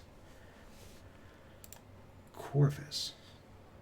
All right, so That's me, there's, right? Yes, that's Okay, to you, that's Finara. Sorry. there's one on me and there's two on Finara right now. There's one in front of you, and there's two that are kind of surrounding Finara at this point. Yeah. All right. So my Phoenix has already been out, so Phoenix is just going to drift from their position to the first one that started attacking Finara, and I have advantage from you, Perrin. Yeah, because of silvery barbs, you get advantage on your next attack or saving throw or ability check, whatever you decide to use it on. So yeah, we're gonna do that with the no, we're gonna save it for the next minute, right? Up for the next minute. Yes, I think it says, let me just double check it one more time. It says you can then choose a different creature you can see within range. The chosen creature has advantage on the next attack roll, ability check, or saving throw it makes within the next minute. So literally whatever you're doing now. Then yeah, so we'll have yeah, we're gonna have Phoenix go ahead and attack one of the creatures attacking Finara. We'll do that with advantage then. Yeah, go for it. As it manifests the Phoenix Rapier with advantage. That's a 10 and a natural 20. Nice. Cool. No. That's fair. That's fair. Yeah, no, what's hits, the obviously. what's a crit roll for natural 20? Double damage. Or all right, so whatever it is. I'm sorry, double damage dice. My bad. So you just roll 2d or whatever it is. Roll the damage twice. Yeah, that would be a much easier way to say it. Wow. Yeah. Dang, Logan. I got away with words, man. 14, 15, 16, 17, 18, 19, 20 points of piercing as Phoenix stabs through with a rapier. And that's on that one. Is it the one that hit her first or second? It's the first one. The first one that hit? Okay, cool. That one, you stab, the sword kind of goes through, and you watch it hit the center mass, and the body just kind of, as it's pulling away, is like beginning to kind of start to flap and fly up, and just falls limp onto the rapier. Dead. And then there's another one within range. They're like both within 5 feet of Phoenix if I placed it right. You could have moved and rotated Phoenix around enough to be able to get that position, yeah. So then I will also use Unleash Incarnate to do an extra attack on top of that. Cool, go for it. That one's just normal. Yeah, it's a regular plus 14 plus, what is my plus 4? 18 to hit. 18 will hit. Excuse me. Go ahead and roll the damage. 6 plus 2, 8 points of piercing. 8 points of piercing. As you stab into it, it lets out like another screech. Kind of turns and just hisses at you. As it should. Let's see. That's action. Incarnate. Bonus action. I am going to swap places with my Echo. Awesome. Cool. With your turn over at that point, the last of these black feathered masses is going to dive. This is the one that you tried to dissonant whispers, and it kind of like turns and cocks its head and toward where Fenara and Corvus are, and sees the blood coming out, but then also sees that it's kind of a shit show over there, and eyes immediately dart back toward you, Perrin, and it's going to continue to dive towards you and attempt to attack. So first one is going to be a natural 1, so that misses. The second one, so it comes in with a claw, and you manage to just kind of like take a casual step back and like swipes air, and it comes in and like takes like that half like flap into your space and is going to attempt to bite you. Hey, that's better. 15. 15 is just a hit. Fuck yeah. For God damn it, 2 points of damage. Works for me. As it bites into you. It bites into, like, kind of grabs you by the arm and bites into your arm a little. Back up to the top of the round. Perrin, it is your turn. Okay. How many of these bird bitches are within a decent grouping of each other? So you have one in front of you, so that wouldn't be decent. Yep. And then one where the 3 that are left right now in this area aren't in a clumped enough area. They're not in a clumped enough area. No, because Corvus, I would imagine, would have been more in the center. So you have Okay. one in Corvus, one on you, and then one over on Fenara now. So they're all kind of they're pretty evenly spaced. So yeah, so I probably, let's see, 10-foot radius. No, I'm not hitting anything. I'm just hitting the one thing, I think, right? I wouldn't be able to hit anything. Yeah. Okay. Cool. Well, fuck it. We're gonna do it anyway. As it bites me, I go, oh, not 3 times if you want me. Twice on the pipe if the answer is no. And I'm going to cast Shatter. So I need this harpy to make me a Constitution saving throw. Hey, Constitution. 11. That is a fail. Awesome. Tell It me is- how much damage that take, please. Yeah. Oh, geez. Goodness gracious. It's 3d8 thunder damage. That's 16 thunder damage. 16, like 1-6? 1-6. Holy moly. That's a lot of thunder. That is a lot of thunder, sir. And they're pushed back 10 feet, right? Let 15 me feet? 1 or 2? double check on Shatter here for you. Shatter. No, that's Thunderwave. Oh, yep, you're right. Yeah, all the only additional thing that Shatter does is about inorganic material. Yeah. Cool. Yeah, there's none of that there. Other than sand. And like it leaves like a nice little like dent in the ground where it was. But other than that, this thing is looking like blood coming out of the ears, blood coming out of the eyes, blood coming out of the nose. Looks severely effed up. Okay, and I turn to my sister. Hey there, fucking harder, and I'll give you a bardic inspiration. And that's my turn. Cool, awesome. You watch as the one that was up on the perch is going to let out just like another yell and kind of leap off and just go into a full dive, which will put her. Let's see, they're about 100 feet up, I said, but free fall is what? Free fall is 60 feet per round? 500. Per round, I think it's 50 or 60 feet per round. Free fall, 5e. 60 feet per round. Cool. That's what I thought. Cool. So she goes into this straight dive down instead of moving down. And then we'll flare the wings at the end of the 60 feet. I'm going to count that as her movement. And then is going to, as a bonus action, continue the song from about 40 feet up in the air. Or wait, no, that one wasn't singing. So I guess it could. You know what? It's going to dash. And it's going to go for the only one who seems... Actually, let's see how smart it is to recognize the Phoenix. So it recognizes, or at least like understands or saw the Phoenix swap, looks over, sees Perrin alone, and is going to use the rest of the movement to get behind and wrap around Perrin. No.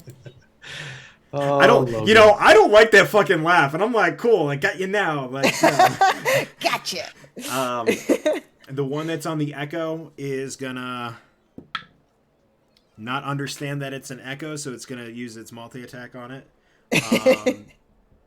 First attack is gonna be 14 to hit. That'll miss. All right, and then the bite is gonna be a 17 to hit the Phoenix. That'll hit. All right, so as it bites in, the Phoenix just kind of poofs, and its eyes go wide as it doesn't sink in and grab any blood, but then it sniffs really quick and eyes turn toward Finara, and it's going to use its movement to flap that way toward her in the air.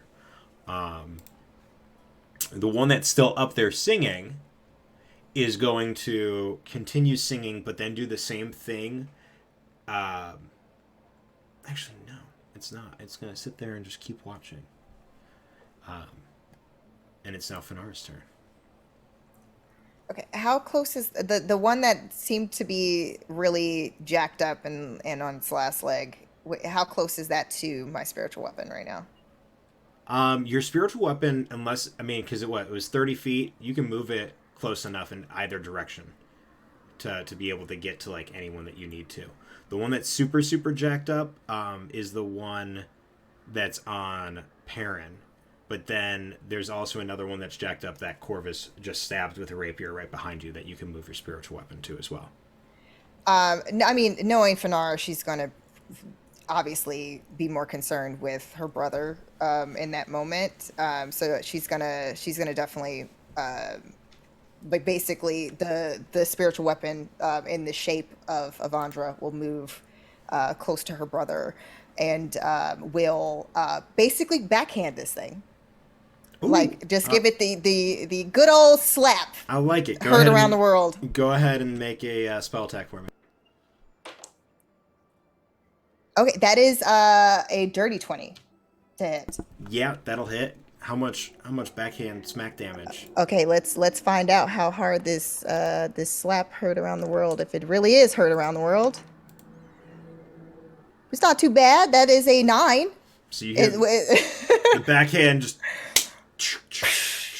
echoes. You just see this faceless goddess apparition just backhand this harpy from her brother. And this harpy, whose damage. Eyes are already bleeding, the ears are bleeding, it's bleeding out of the nose, just takes his backhand to the face, and if it wasn't concussed already, it definitely is, and it kind of does like a spin in the air before just falling limp into the sand.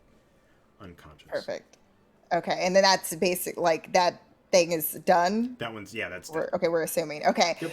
So she's going to basically, because she has these, now she's focused on, she's upset and she's like, I heard you the first time. And then she's going to turn to the one that's attached to probably one of her shoulders. And she's going to try to stab it with the dagger that's on her leg. She's going to pull it out of the sheath and then try to stab it in its eye. Ooh, go ahead and make an attack roll.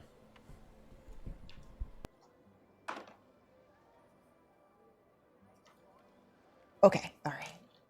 That is going to be a 18. 18, the one over your shoulder. Is that one? 18, yeah, that hits. So go ahead and roll damage for me. Okay, and As then you that shove. is, yeah, that it's not much. It's only 3 points of damage. Hey, But 3 she's points just- of damage is a lot She's of just damage. trying to get it Yeah. off of her, like at least one shoulder to be free. Yeah, you managed to like stab backward. Well, the other one, Corvus killed one of the ones that was behind you. So you stab into the other one that's behind you, and get it like, cut it like right where like the jaw kind of. Yeah, go for it. You can add your bardic inspiration die to that damage if you want. Oh shoot! I forgot about that. Oh my What the- gosh! Thank you. what the Thank you, what? Perrin. Nani? Woo! All right, that's 5 additional points. Let's go. So 8 points of damage. Cool. 5 more points of Ow. damage. As you Slice. stab up and you get like a good chunk of the jaw and then like take out the ear of this creature as it kind of spins and tries to deflect the blow unsuccessfully. Anything else for your turn? That is all I can do. Awesome. Eden, your turn. Eden was gonna actually do something. So, as Eden is sitting there, still covering her ears in like kind of a panic, she's gonna see Finn getting hurt, and now people are, or the weird, creepy bird ladies in her head, are now attacking Perrin, and Corvus is, doing Corvus. So Eden will let out just kind of this guttural screech.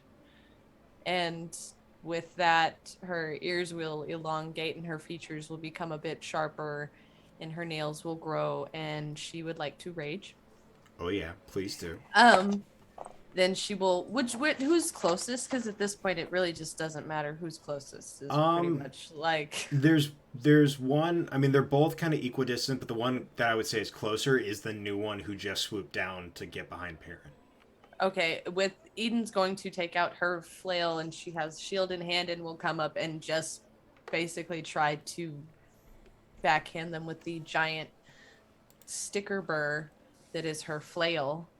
So that is what we're doing. And that is a natural 20 plus No, 7. I'm kidding. Go ahead. Yeah, that hits, obviously. Go ahead and roll your damage.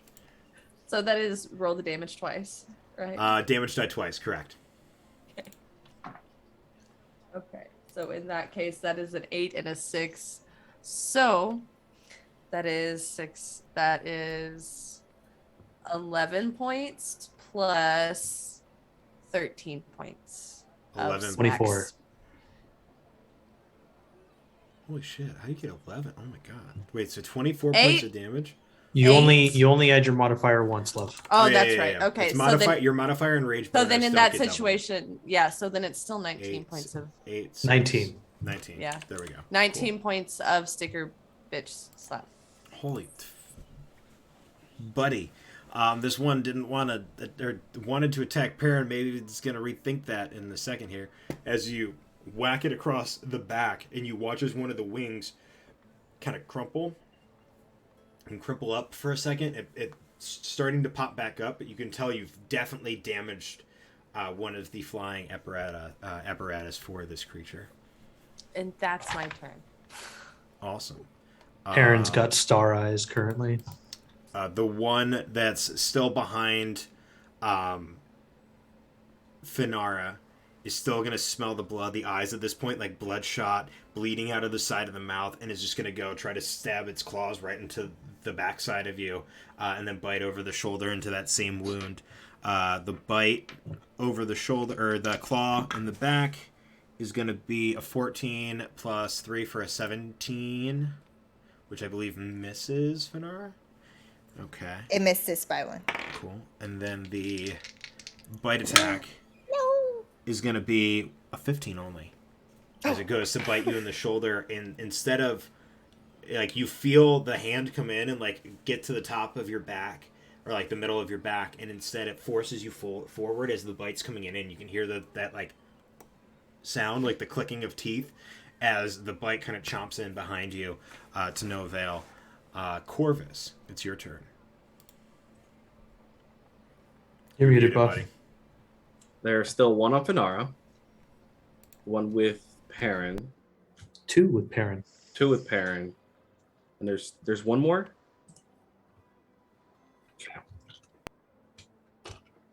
I think you're muted, unless I can't. Nope, I muted myself.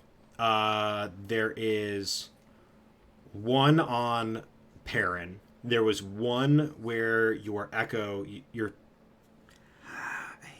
Phoenix. your Phoenix used to be, and there's one on behind Finara, and then there's one up in the cliff, like 100 feet up. All right, so we're gonna stab at this one, Finara. Let's relieve that problem. Come on, dice. 19 on the die. 23 to hit. I think that hits. I would hope so, right? No, not at all. No way, Jose. No way. Not a chance. Yeah, that hits. That is going to be 2 plus 2, so 9 points of piercing. 9 points of piercing. You stab into this creature in the head, just kind of grab it by the shoulder, stab in. Head kind of rolls back, limp. Body continues to fall back on you as you kind of push it off and pull your blade free. Dead. All right. And I would like to swap my blade for my... Nope. Yeah. I'd like to swap my blade for my crossbow real quick. Okay. And we are going to summon Phoenix as close to... I can only do it 30 feet away. Yeah. I'm going to summon Phoenix 30 feet in the air as close to the one that's 100 feet up for now. Okay. Question. Can your Echo float? It doesn't. It has no tangible movement or tangible grounding, so it can go vertical if it wants to move. It doesn't fall or anything. I'll accept that upon consideration of myself later on. That is the one benefit. It is can move that checks 30 out. feet in any direction, which includes just straight up and just be there. 30 feet up. Cool. Yeah, you're 30 feet up at that point. All right. Cool. And then... wait, I'm you still going wait, more. There you go. Yeah, I still have more. I'm going to action surge with the crossbow, and I'm going to shoot the one that's on Perrin. Oh, go for it. This one is... Okay, yeah. Still proficient with my weapons. That's the song that I was looking for. That's going to be an 18 to hit. Oh, yeah, 18 hits. Sneak attack applies. That's going to be 12, 13, 14 points of piercing damage. 14 points of piercing. Man, this thing, the bolt comes through and like you're going up for another swing, Eden, and like under your arm, a bolt shoots through and hits the other wing, impaling it into the body of this creature. It is unable at this point to move, or at least so that one's down. It's not dead, but it's the bolt is pinned enough to this creature where if it tried to even attempt to fly, it would be flying with one wing and it just wouldn't work. Then I will be using my last Unleash Incarnate to have Phoenix fire a shot as well. To that one. Okay. Yep. Cool. Go for it. Let's see if the dice are nice. It is not. That's 11 plus 4. That's 15 to hit. 15 will hit. Go ahead and roll your damage. Yeah, these things, I mean, they're naked women with wings. They don't really have an armor class. That's fair. That's going to be 8 points of piercing. 8 points of piercing. It goes through the front and then hits it right into the chest, and it kind of sits there, and the creature is just breathing very, very faintly at this point. Just head kind of slumped down, almost just completely defeated, dying in front of the two of you, or well, I guess behind Perrin, but in front of Eden. And that is all that Corvus can do right now. Cool. Perrin, it's your turn. You got one that's like kind of hovering over by where the Echo or the Phoenix was, and then one directly behind you, one about 100 feet up in the air on the cliffside as well.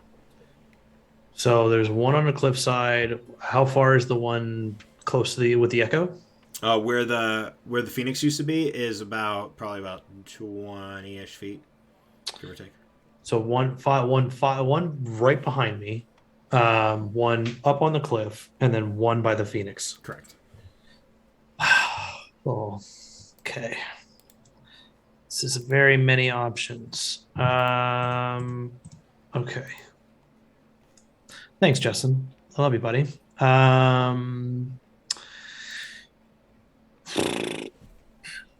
don't really. Fun fact: I don't really have a lot of things that I need D20s to roll for, but we will use it when we get it. You know what? Let's do let's do a throwback. Okay. We make it clap. We make it clap. I'm gonna cast Thunderclap. Because there's a Yeah, it's right behind. Yeah, it's right behind. One con save for me, please. Yeah, con save. Where are my D20? Where do my D20s go? Oh, they're there. Now they're hiding from me. Baron Hope, Finara. 14. 14 is a success. So that Thunderclap does nothing. Clap. Thunder. It leaves a little bit of like a shockwave in the sand where you're at, but the creature, which is on its last breath, somehow managing to save. Unaffected. Bonus action, anything. Actually, you know what? I do have because that was an action. How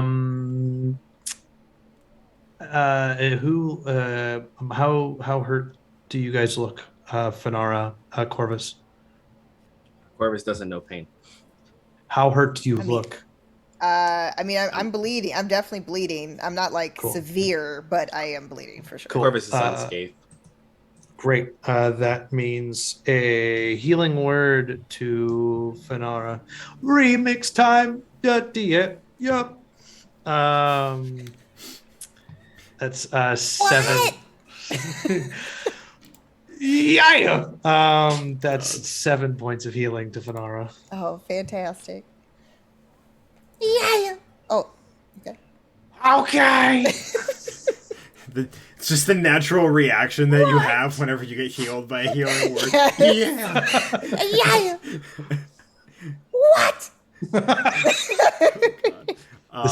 The Dave Chappelle sketch is just playing in my head sorry, right now. sorry. The creature behind you is gonna kind of sit there slumped for a second, and then is going to turn and just try to claw up toward you, Eden, with its last kind of breath. Let's see. Nope, that's the first one. It's gonna make one more claw attack as it like kind of desperately swings out, and then you kind of step back and like kind of open yourself up, and it's gonna go and swing again. Hey, that's better. That's a dirty 20. I had to double check it to see if it was a 1 or a 7, but that's a dirty 20, which I would imagine that hits. Makes me so nervous. Eden? Whistle. I heard a whistle. I mean, I'm hearing a whistle, but What? Am I I said fuck off. Please roll that with disadvantage. Fuck you. As it kind of turns and like hears the like it's going to swing up and like stops half swing, and like it would have connected. Like you're watching the claws of this thing like inches from your stomach, and it kind of turns and then goes like that to kind of push into your stomach, and you just have that half a second to just take a step back. You're already kind of going like this. You just take a step back. Hey, gorgeous, if you could just knock the shit out of this, please. And Eden will have advantage on the next, whatever she decides to do. yeah. Eden's just standing there, like half, just completely rage crazed, like black eyes glaring at this monster thing that she's about to devour. The one is still, or the one that was by the Echo. Oh, that one by the Echo was. Stop. The one by the Phoenix. I need to unplug this thing, or like change its name back to the other one, and then it won't. Stop listening. Thank you, Jeffrey Bezos. He says to all the viewers. No, stay, please. We need you. We love you here. No, but it shifted and flew toward Fanara, still heavily bleeding. There we go. Bleeding. All the same. It's going to make a claw attack and a bite attack at Fanara. Wait, I'm not bleeding anymore. Are you back at full? Yes. You're back at... Oh, shit.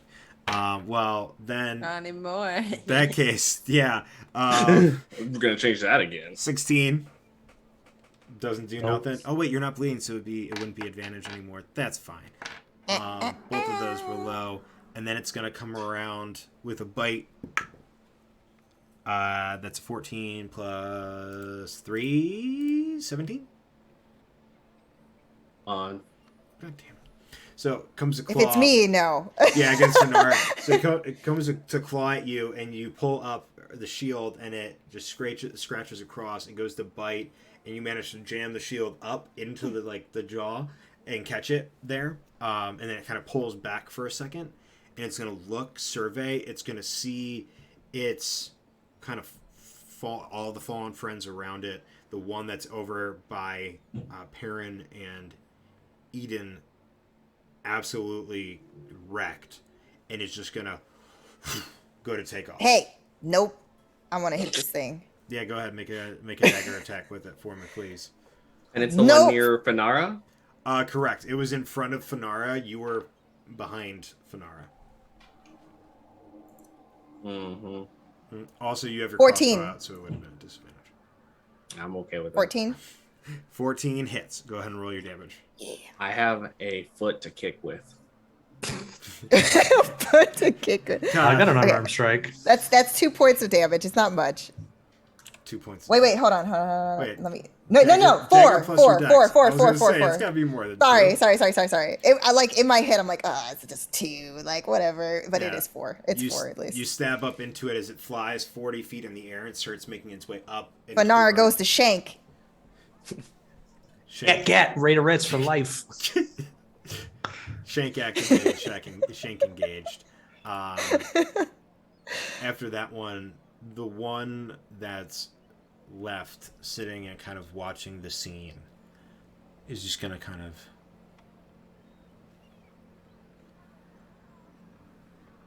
then take off and fly up another 80 feet.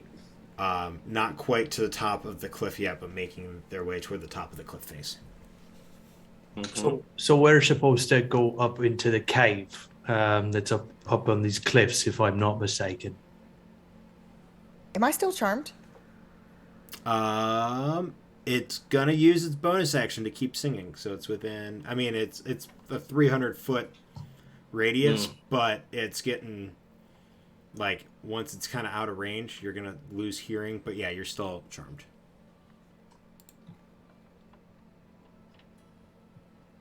Well, I mean, I would still love to hear that wonderful performance. So if we can actually go up towards that area, I highly suggest it so we can just applaud them for doing such a wonderful job. I mean, that voice is amazing.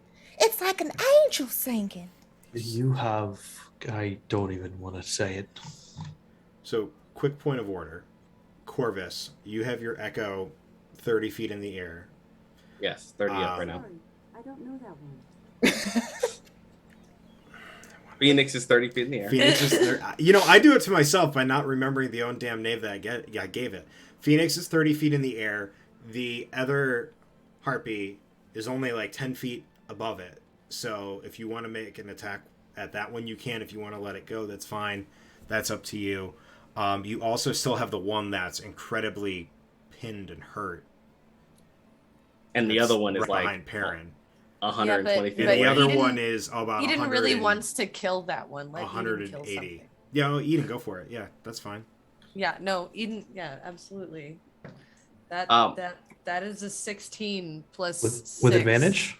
Oh, Man, I'm just- that becomes a 16 plus. They were both 16s, so that's actually 16 plus 7 is 21. Yeah, that Right? hits. No, something like that. I don't know numbers anymore. Yeah, how does you don't even need to. The thing has 1 HP. Just paint me the word picture of Eden's rage. The word picture. So I'm gonna paint a word picture. So Eden just like looking at this thing will kick it in the shin to knock it down on one knee, swing up with the flail, and come down on its head full force with the sticker until it's just like a in the sand, and there's just bird gutties coming out from the top part, and then Eden will pull the burr up and then step on its head. Yeah, so you flail down, feathers and bits of blood and guts are starting to pop up into the air as you're just continuously slamming this thing down. And then at the very end, the head just kind of lurches more from you pulling out the bird than anything else. And reactionarily, you just stomp right into the back of the head. And then Eden will shove her hand into its chest and remove its heart. That was totally necessary. Make a strength check, but you're raging, so do it at advantage. That is Or a an natural 20. Athletics if you have it, but a natural 20. Yeah, you pull out the freaking heart. Yeah. My Reach in. spiritual weapon does clap because there's been so many mentions of clapping. So it's like almost like applauding before she fades away. Very And good. into the cauldron it goes. Awesome. You can add Harpy's heart into your inventory. Corvus. When does free fall happen? Specifically, like at the end of my turn, it just start falling. When would free fall happen? It would happen at the end of your turn, correct? And free fall is how far? 60. It's an 60 automatic 60 feet. Okay. Do it. So Phoenix is going to go just above the harpy, Okay, because yeah, you can do that. and I'm swapping places with it. Okay, so you're about 40 feet, or would be 45 feet in the air. And we are going to drop on this thing. Cool. 'Cause I can move it up an additional 30, so I can hit. But I don't want to fall. I want to, just a little bit enough to be above it to stab at it because we're going to go rapier stab and we're going to plummet to the ground. Cool. Yeah, do it. I'm basically trying to Rock Lee Lotus this moment. Yeah, do it. Yeah. 100%. I dig that vibe. Yeah, effectively, the vibe I get is he's trying to drop on top of it and fall on top of it at the same time. Yep. Yeah. That is a. I'd say make a single or make an attack roll. If you hit, then you'll do your normal damage plus fall damage, and you'll take half damage from the fall because you're using a body to soften your blow. All right, so that's 17 plus 4. That's 21 to hit. Yeah, that hits. Let's see, my damage plus the fall damage. That's 4d6. I'm gonna roll. Yes. I'm gonna roll the fall, but yeah. Got it. So my normal damage then, my d8.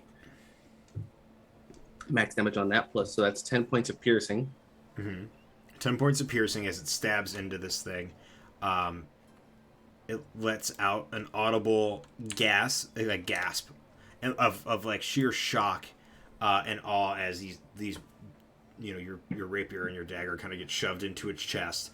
And then you start falling and you use your body weight. The wings aren't able to kind of get out and like furl outward to catch itself. And the two of you just plummet and take 18 points of damage. It would be halved to 9 for you, Corvus. Just in case, to my understanding, I only used 15 of its movement. I used my 15, but I can still move it 15. I'm going to move Phoenix 15 feet closer and slightly above so it can get if possible, an attack of opportunity while it's falling, just to double check to make sure this thing dies as much as possible. Yeah, as you're falling, go for it. Make the attack from your Phoenix. That's a dirty 20. For For damage. 8 on the die, so that'll be a 10. 8 on the die, 10. Yeah. As you are falling, your Phoenix drops down and almost like kind of glides with you down, and just very casually takes your wet rapier. Yep. And just stabs it up into starts at the underneath the elbow or underneath the armpit and comes out and through the rest of the shoulders, killing this thing before it even hits the ground. And then obviously it hits the ground in this giant just burst of sand and just this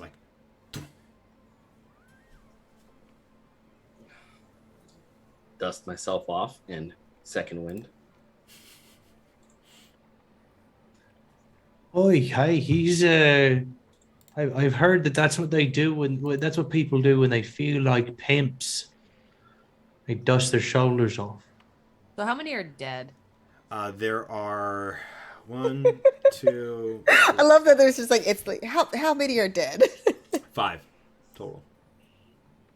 Eden is going to begin walking around in her fit of finishing rage and things, and is removing hearts. Okay. Do me a favor. Are you still doing this with the?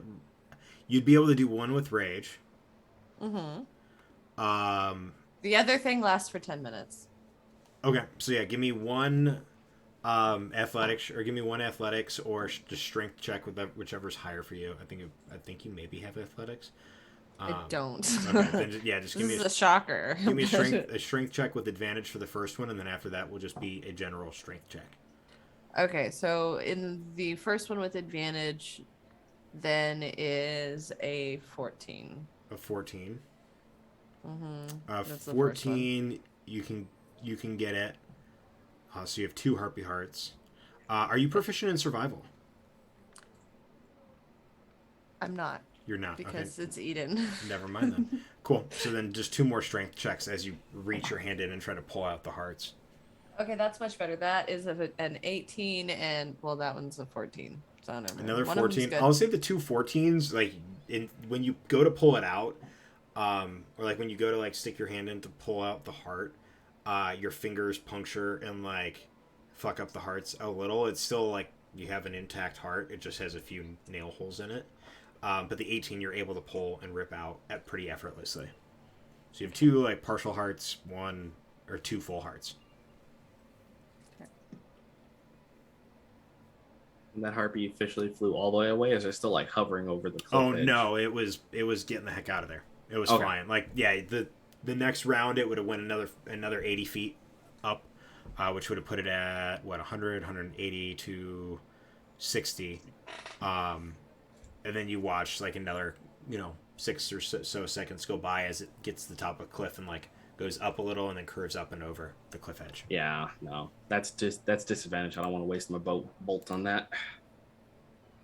Eden's rage will fade. Leave. Corvus is fully healed. Are you better now? Is that to Corvus or to Eden? That's the Eden. Mm-hmm. Yeah. What do you mean better? Well, you kind of were stomping around, taking out hearts and such. You seemed a little angry. Really angry, but better now because I might be able to use these for things. So it's kind of fun. Listen. There's like this like weird like thudding, sloshing sound. It's like a comment. Yeah, it's like a. That's. I mean, I don't know why, but it's very. Okay. Oh, what are you gonna do with him? I don't know yet. I know that Bella used to play with them a lot, and it seemed kind of fun. Because I really fucking hate them. Okay. Can we be on the way now? Yeah. Is anybody else feeling sore? Oh no, I think I'm okay now. And then like Fanara's saying that, but sarcastically, like while she's like kind of glaring at Perrin, and she's mending her dress that was torn. So she's casting mending on her torn shoulders, where like the fabric is like ripped down from the claw marks and the bite marks. Yeah, so you take a couple minutes to mend your clothes. Yeah. But other than that, they're pretty unscathed at that point. It's very easy. Her dress was falling down. You're lucky that it didn't, completely clatter to the floor. But also, good that you have that spell, isn't it? Yeah, I mean, I obviously can't always rely on a certain person who's blood related to me because they're focused on a certain other individual who's very pretty. Excuse me. If I'm not mistaken, I ensured that you're maintaining of physical conditioning. You'd be right to remember that. Fair enough. Okay, all right. I'll let you, guys off this argue time. about family a lot. We should really go find Art. Yeah, we should do that. Corvus. While everybody's Whoops. arguing, you're kind of looking and scanning the area around you. The one Mhm. thing you're noticing is that where the cliff face meets the water, so like where the beach finally ends, a little ways away from where you are, you're noticing that the water where the cliff face ends, and like where the cliff and the beach end, and the water kind of comes in and laps up against the cliffside, is darker there than you would think for something that like is that close to the surface or like the edge of the water. Corvus is gonna go investigate because that's suspicious. Yeah, do me that. I'm proficient in that skill. No way! Finally, he is 19. the chosen one. As you get closer and you kind of look and then kind of like poke your head, dipping your head in the water below water because it's relatively clear, you can see underneath the level of the water isn't super deep, but it's deep enough for you to make out when you're looking to the left and looking at the cliff face that there looks to be some sort of passage underneath the water going underneath the cliffside. And going back to the rest of the group. Yeah. Oh, Finara, you're no longer charmed. I believe we have passage, however, the only access I see is through the water channels. What? Where we are trying to go, wherever this art may be, our passage is through water. No, you're good. You're good. I fixed it. I accidentally minimized. That's my bad. We're good. You're good. Keep going. I got you, boo. So, that is the path we must take. No.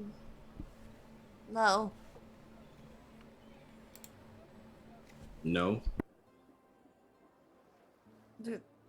There's not like another. Does water go away for any reason? Like go away? In an apocalypse situation, perhaps. Was an apocalypse? The destruction of worlds. Oh, I've heard about that. Yeah. I'm just kidding. Fine, if you wish not to go through, I will complete this task. I will go find your goblin friend. No, we gotta save Art. I have Yeah. that silly potion thingy. Let's get up there. We could do this together, right? Come on. If something eats me, I swear I'm gonna come back and haunt you all. As Eden will start walking in the general direction. Well, I'll make sure your spirit has lots of yummy spirit food to eat. Spirit food? Well, you said you were going to haunt us if something happened, so I'm just saying if something did happen, I'd take good care of your spirit either way. But if we're taking good care of you right now, so let's go and get Art back. Okay, as for Art, we're not gonna die because it's for Art we have to live, so that Art can live, and then that's the thing, and that way they keep their toes, and he's just like kept talking. And as you make your way, Going. you get to the water. You take a couple steps in. Is there anything anybody's doing in preparation? Actually. Drinking that potion. You have a potion? Oh, yeah, that's right. Yeah, there was like the little water breathy one somewhere. Yep, the water breathing potion. Cool. Yeah, Eden's taking that. because no. And she's screaming internally. That's also preparation. Make a wisdom saving throw against yourself. No, I'm kidding. Cool. So you take the potion. You're able to breathe underwater, no problem. Other than that, it's a number of minutes equal to your Constitution modifier plus 1 minute. That's Or no, 3 minutes. modifier or score? It's modifier. Constitution right? modifier. Modifier. Okay, that's what I thought. For some reason, I thought it was score. And I was like, who can Well, breathe then underwater? Eden will wait to chug it till right before they go down. Oh, your water breathing's like 8 hours. It's like the regular. Yeah, Okay. you're yours fine. yours is a long time. I was like, The sun beginning. For Fanara, how much for? That would be for Fanara, it'd be right. 3 minutes. Right, no, but she's got she gets I an have a swim additional speed. minute. Yeah. Oh, you get a swim speed, but I think you can breathe underwater just fine. Mm-hmm. Yeah, she's fine. It's just she's me fine. and Corvus. Yeah, the two of you are. Mhm. And with the swim speed, the cool thing with the swim speed is that you can pull people who don't have a swim speed, and it would be half movement for you, which like you have a 30-foot swim speed, so it would only be 15 feet, but it would be better than somebody like Perrin going a whole like Yeah. 10 feet. Yeah, and of course technically- she's gonna hook with Yeah, oh, yeah. Karen. Corvus has a full move speed. As long as Corvus just swims, pushes Phoenix ahead, swaps, swims, Phoenix ahead, swap.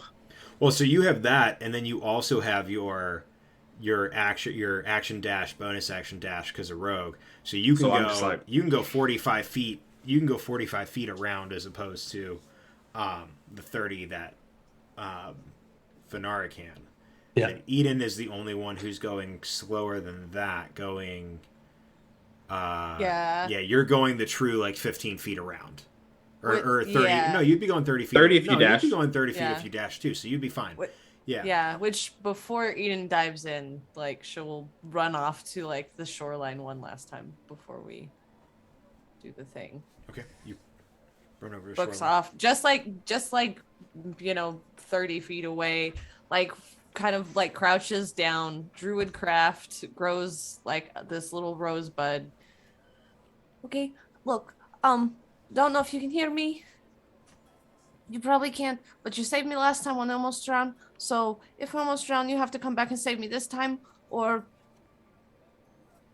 I don't know. Okay, bye. And then Ian will turn to start running back towards the water. Run. Are you like the first one in? You do a little dive into the. Yeah, because it's not going to be good. It's like a belly flop. All right. Like- so you dive and like you go to dive and like you get the air, but you forget to like turn your body to go dive back in. You and don't you're just know. You're just lateral to the water the whole time, so you like skip for a second as you hit the water, and then just start to sink. And as you sink, you see this tunnel before you, and you just kind of like this weird sensation of you're like holding your breath for a second underwater, and then you're like, should I test out this potion? And you go to breathe in, and you can breathe the water just fine as you begin to make your way through this, like into this tunnel. Doggy paddling. How do you doggy paddle underwater? That's a good question. Are you Painfully. like, oh my god, your back is scraping the top of the Not good. The She's tunnel. like pulling herself along the oh my gosh, tunnel, you're upside really. down. You're upside down. You're climbing on the thing. I love it. So you are in Perrin, Fanara, Corvus. We're just going full swim. I am Yeah. I am the football for the running back. Yep. Assuming it's dark. I'm assuming it's dark under like here, like pitch black. Like we don't have any source of light. Correct. It's pitch dark. So Corvus will cast light on his gauntlet shield to kind of be as a beacon as he keeps swimming, following the path. Oh, good call. And as you, the four of you, start to swim into this tunnel and make your way, that's where we're going to call it for tonight. Oh, great! I'm just gonna As hold you my were- breath for 2 weeks. Don't you Literally. already? Basically, that's how burning it is. No. Thank you all for joining us. We're going to go quickly around the horn to all my wonderful players so they can introduce themselves yet again, who they are, what they do, all the Yay. good stuffs. And then we're gonna raid out. So, yeah. Hey. Eden, do your thing. Talk about you. Sure. So my name is Taryn, also known as Valroop across the socials, a generally creative human TTRPG player and GM, Eldritch Entity, and Dice Maker under the moniker of Umbral Oculus Dice. That's UO_dice on the Instagram. I am here every other Tuesday, being a Simon role. Alternating Sundays, I'm officially over on the initiative order running Agents of Dune mini series that I'll be doing over there. You can catch the first episode now on YouTube over at the initiative order. This Saturday, I will be on the initiative order as they have a day-long charity stream for the Trevor Project for Pride. Highly recommend checking it, like all of those crews out, because there's a really lot of awesome things going on there. And then of course here at the Red Hare Inn, starting in July, I will be running Dust to Dust, a semi-spoopy miniseries that I will be running with an amazing and absolutely killer crew. Please stay posted for updates on that, as I get to unleash a little bit of my eldritch energy into Ecriom. Do the thing. Good evening, everybody. I was Perrin Hopesinger. My name is Renee Beauregard. I'm one half of Dragon Rock RPG Design. You can find us on Twitter and Facebook at Dragon Rock RPG and on Instagram at Dragon Rock RPG Design. I will also be participating in the Trevor Project weekend. You can find me at 12:30. I will be moderating a panel talking about being queer in TTRPGs. Jordan's also going to be on that panel with me. So it's going to be lots of fun. Going to be great stuff. And yeah, you find me here every other Tuesday with this gaggle of goose heads. Yeah, thank you so much. Hello, guys. I am Brianna. I go by Utahime as well. I play Fanar Villar, who just rolled very poorly and was charmed, and I don't know how this happens constantly, but here we are. You can find me on social media at Utahime Cosplay, UTAHIME Cosplay. That's Facebook, Instagram, here on Twitch, where I occasionally stream on my own channel, and at Brianna DeCoster on Twitter. You can catch me tomorrow on Renegade Games for the finale of our Hunter the Reckoning actual play called The Day Shift. That's at 6:30 p.m. Pacific time. I play Angelique Dubois, Angel, as she's often called. It's been a wild ride.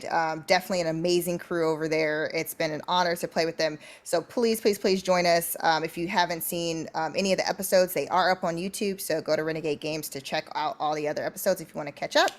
And you can also catch me on the Initiative Order this Friday for the continuation of our Alien TTRPG at 6 p.m. Pacific time. Yeah, we're going to be facing some really scary stuff. I really hope that my little bean bee survives, but the chances are very slim because she is a kid. So I will pass it along. Hashtag Team Xenomorph. Anyways. Yeah, we're going to pass it along to our brooding king. Oh, yes, down the below. Brood King, as they may refer.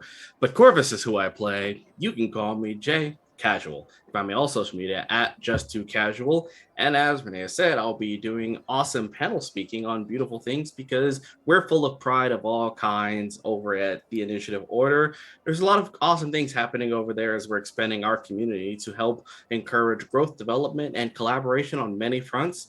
As I myself am just working on Deep Breath, the anime-inspired TTRPG, where I've shown a few people some of the stuff, and actually we'll be looking for some semi-play tests for both GMs as well as players to check out some classes, subclasses, and the fact that anime is inspired by domains of...